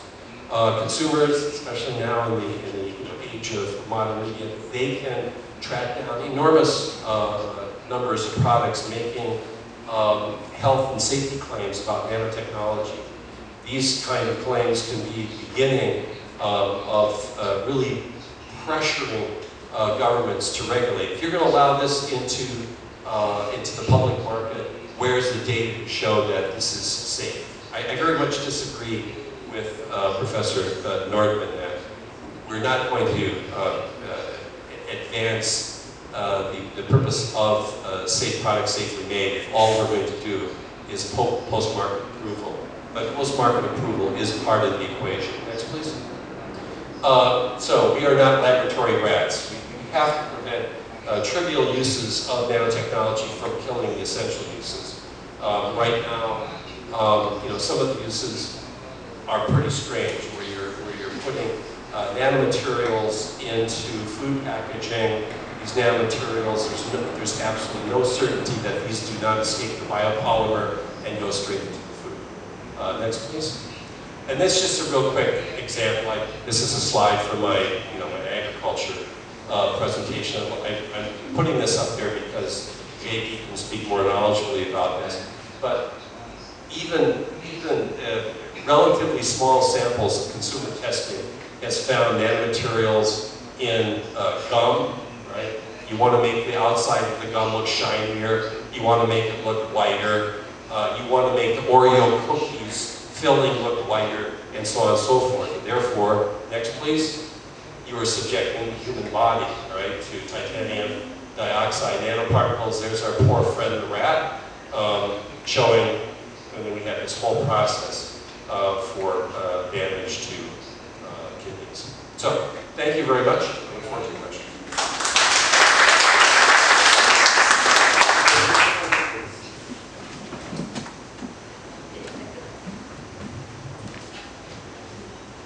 So Next, please. Last one. After that, we have a question. It's J.E. Hansel from the International Center for Technological Assessment. Thank you very much. I hope all of you have a copy of the principles, because I will be referring to them as we go through. There are 8 principles that were developed by a international council. Yes, this is in Portuguese. I can't speak Portuguese, but Paulo worked to make sure we had them translated into Portuguese. And one of the supporters of this is Seminanosoma. So please.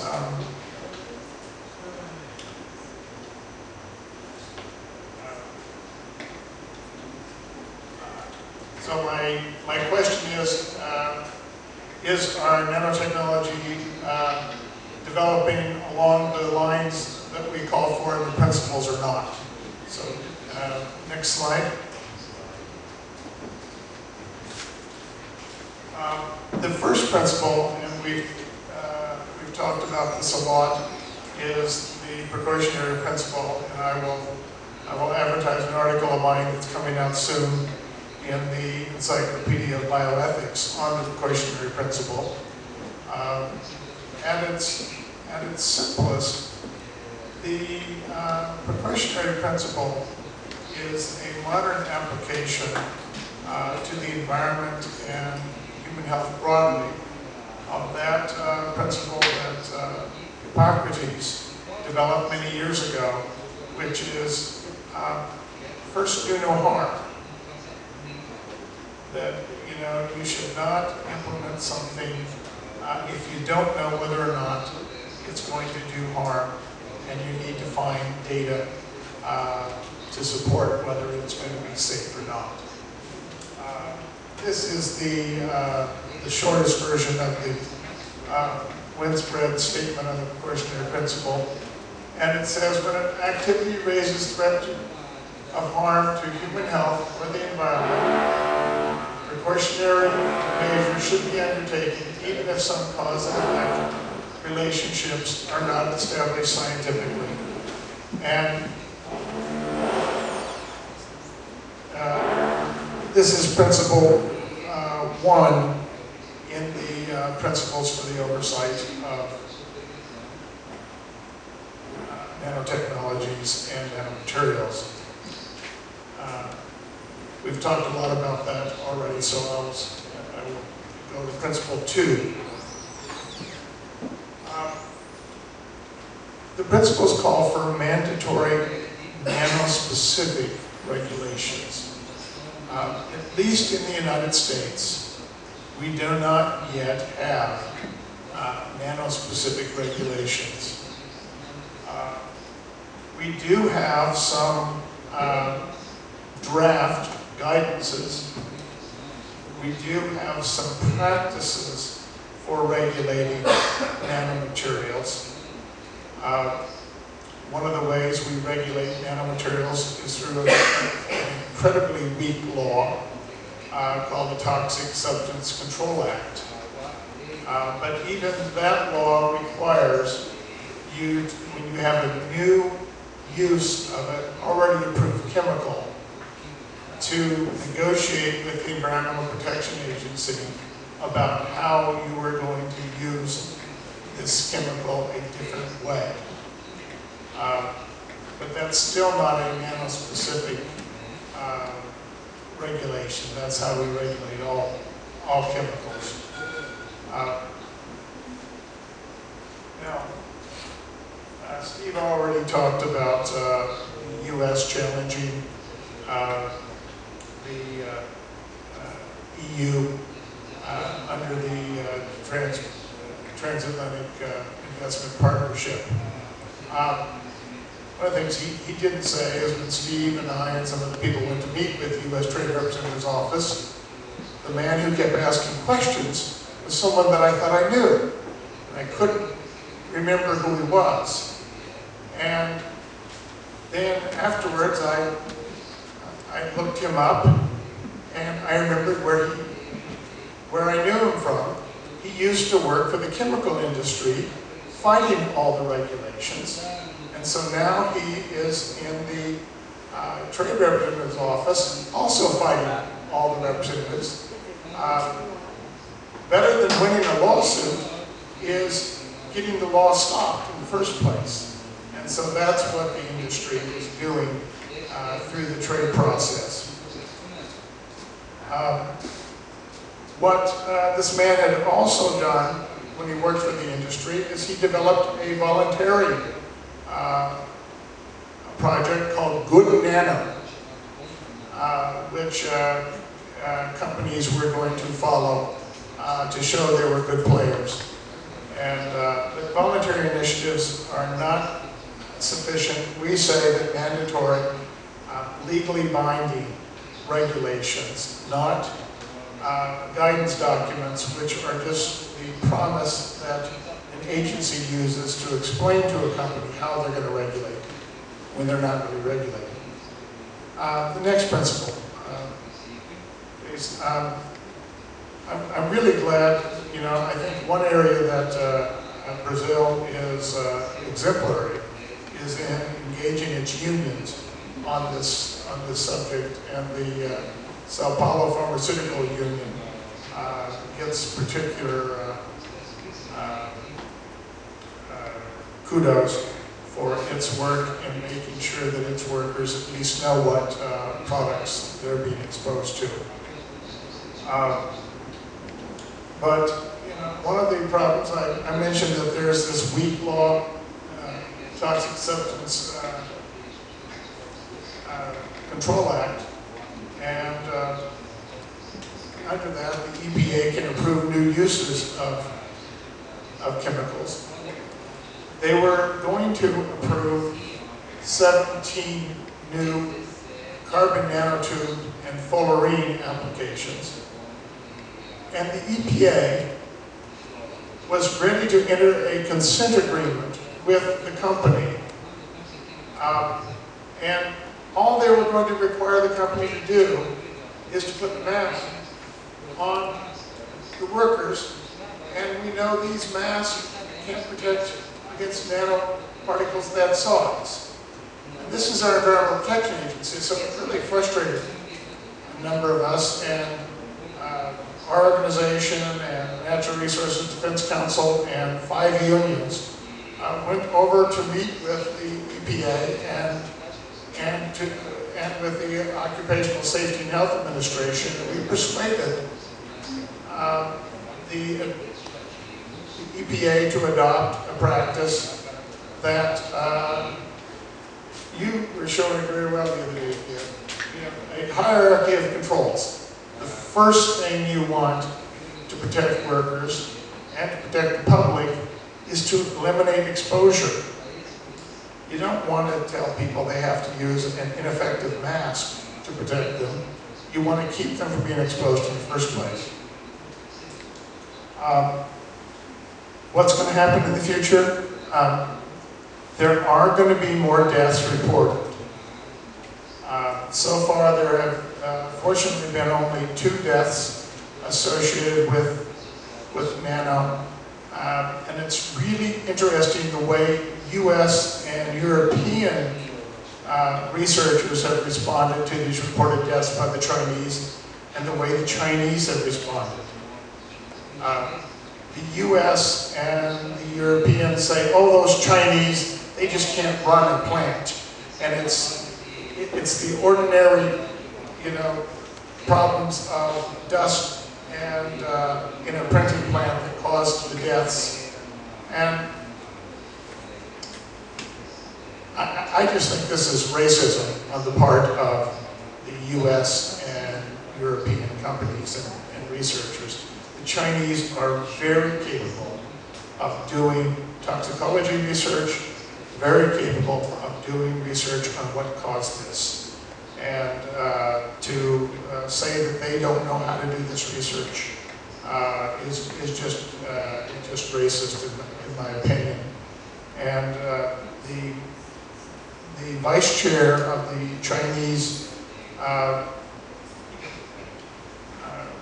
Bioethics Commission, Zhou Wenchong, we had some talk about bioethicists. He's actually a bioethicist I like, because he doesn't take seriously his job to be a cheerleader like many bioethicists want to jump up and down and support things. And he warned a meeting of the National Academy of Sciences, and the Chinese Academy, U.S. National Academy of Sciences, Chinese Academy of Sciences, and the British Royal Society, that he says, the most important thing, we in China don't trust our companies to take care of their workers. You should not trust your companies to take care of their workers. You need to make sure that you're doing a good job. We have a hard time controlling our companies in China.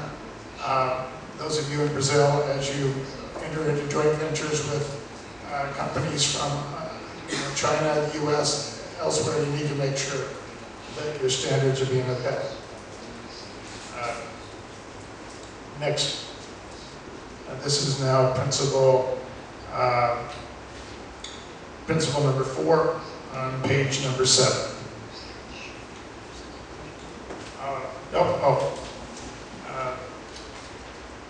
This is one of my 2 pictures. One of the other speakers was saying that we really don't need toxicology data, or we can't generate it quick enough. This is the our assessment using the green screen, which is a tool developed by a number of environmental groups and green chemistry people, looking at one product. What AGS 20 is one of the products that the EPA is approving using conditional registration. What you have here,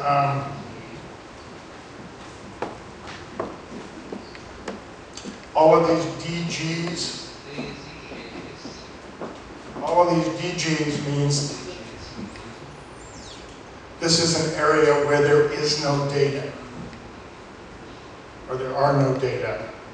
This is a problem, especially when you look at the Group 1 area. There is no data on how carcinogenic this chemical is. There is no data on how mutagenic this chemical is. There's no data on what it does to the reproduction. There's no data on what it does to the development of the fetus, and there is no data on what it does to endocrine activity. It's the data we have on acute toxicity is it's medium high. So what we say is this huge data gap says that the EPA should not be approving this at all. That it should be telling this company, HeyQ, which is a Swiss company, that they should not be marketing this in the US until they fill in these data gaps. The EPA is allowing them to have conditional registration while they work on data gaps. We say, you don't have any data, fill the gap before you put it into the market. Next slide. I put that slide there because it raises both environmental and human health questions. To date, we've talked a lot about environmental sustainability, but there are really very limited data on the environmental effects of nanomaterials. The studies out there tend to be very short-term studies. They tend to be studies on zebrafish or water fleas or other classic lab animals, but very short-term, mostly looking at acute toxicity, not looking at these long-term effects in the environment. Duke University did a study making basically big boxes of dirt that they put outside, and they grew plants on them to see what happened to nanosilver. And you know, I mean, these big boxes of dirt are about the size of a pool table, so they're not super huge. But that's the largest study we've had to date on the fate and transport of nanomaterials in the environment. That's not good enough, but it's a good start. You know, we need better studies that model the fate and transport of nanomaterials in the environment. And I actually have a daughter-in-law who's working for the EPA on fate and transport of pesticides in the environment, so I anticipate I'll be talking with her more and more about this if there's money for her to do the research. Next slide, please. Transparency. Steve mentioned that these companies make a lot of claims. They're going to cure cancer, solve the energy crisis, solve the food crisis, and do it with no problems whatsoever. So they're all-knowing, all-powerful, all good. One of the scientists asked me, why do people say we're playing God? I say, well, when you say your products are, or that you are all-knowing, all-powerful, and all good, people think that sounds more like God than a chemical engineer. What we would like to see is your data that shows how well you will do that. Steve already mentioned the problem with confidential business information. I asked the Environmental Protection Agency to give data on what is supposed to be a good product, nanocopper as a wood preservative. And I got back name of product, confidential business information, name of company, confidential business information, and everything else in the application from the company was blacked out as confidential business information. I just got a black sheet of paper, basically. That is not, you know, President Obama said we're going to make government more transparent. Health and safety data is one of the first things you need to separate from confidential business information.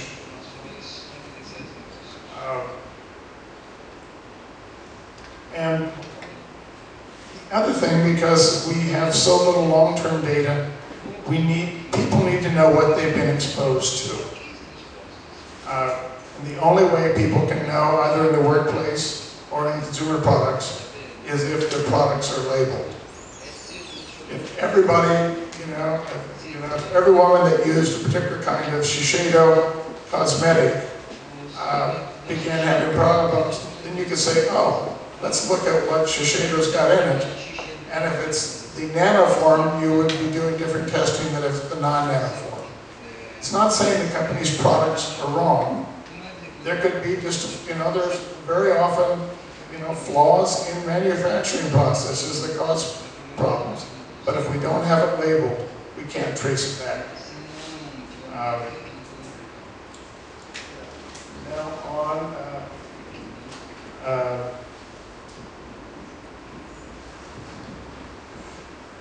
number 6, principle number 6, public participation. It is really hard to get public participation on the approval of lots of different kinds of chemicals. At least in the US, we get to We get to have very often 1 month to review and get back to the Food and Drug Administration or the FDA or the Consumer Products Safety Commissions, our review of the limited data they provide us. In public meetings, I was going to be next week in a public meeting, and I would be given 10 minutes. That's it. The entire amount of time allocated for the public in a 2-day meeting was 30 minutes. This is not meaningful public participation. And another aspect of public participation that people need to have is the right to know what's going on in their community. We have been working with a group called the Richmond, California Toxic Right to Know Committee. They've had an awful problem there with contamination from an oil company. And the city condemned part of the oil company's property, and the university wants to bring new products and a new research facility to that site. And it's what we call a brownfield site. It's had toxic waste, and building a research lab on top of it may be a useful way to use the property. But when the University of California, Berkeley people went to the community, the manager said, "You don't need to worry about this. This is no more dangerous than a dry cleaner." I said to him, "Are you married?" He said, "Yes." I said, "If you went home tonight and said to your wife, I don't cheat nearly as much as, and he has 5 times as much." Answer their question just then doesn't when they ask now a stupid question. There was just last week a laboratory at University of California, Berkeley burned down. They want to know if this plant burns down, will they be exposed to toxic chemicals that they're producing? This is a lab that's going to be producing both nano materials and synthetic biology materials. So it's a real concern for the community. But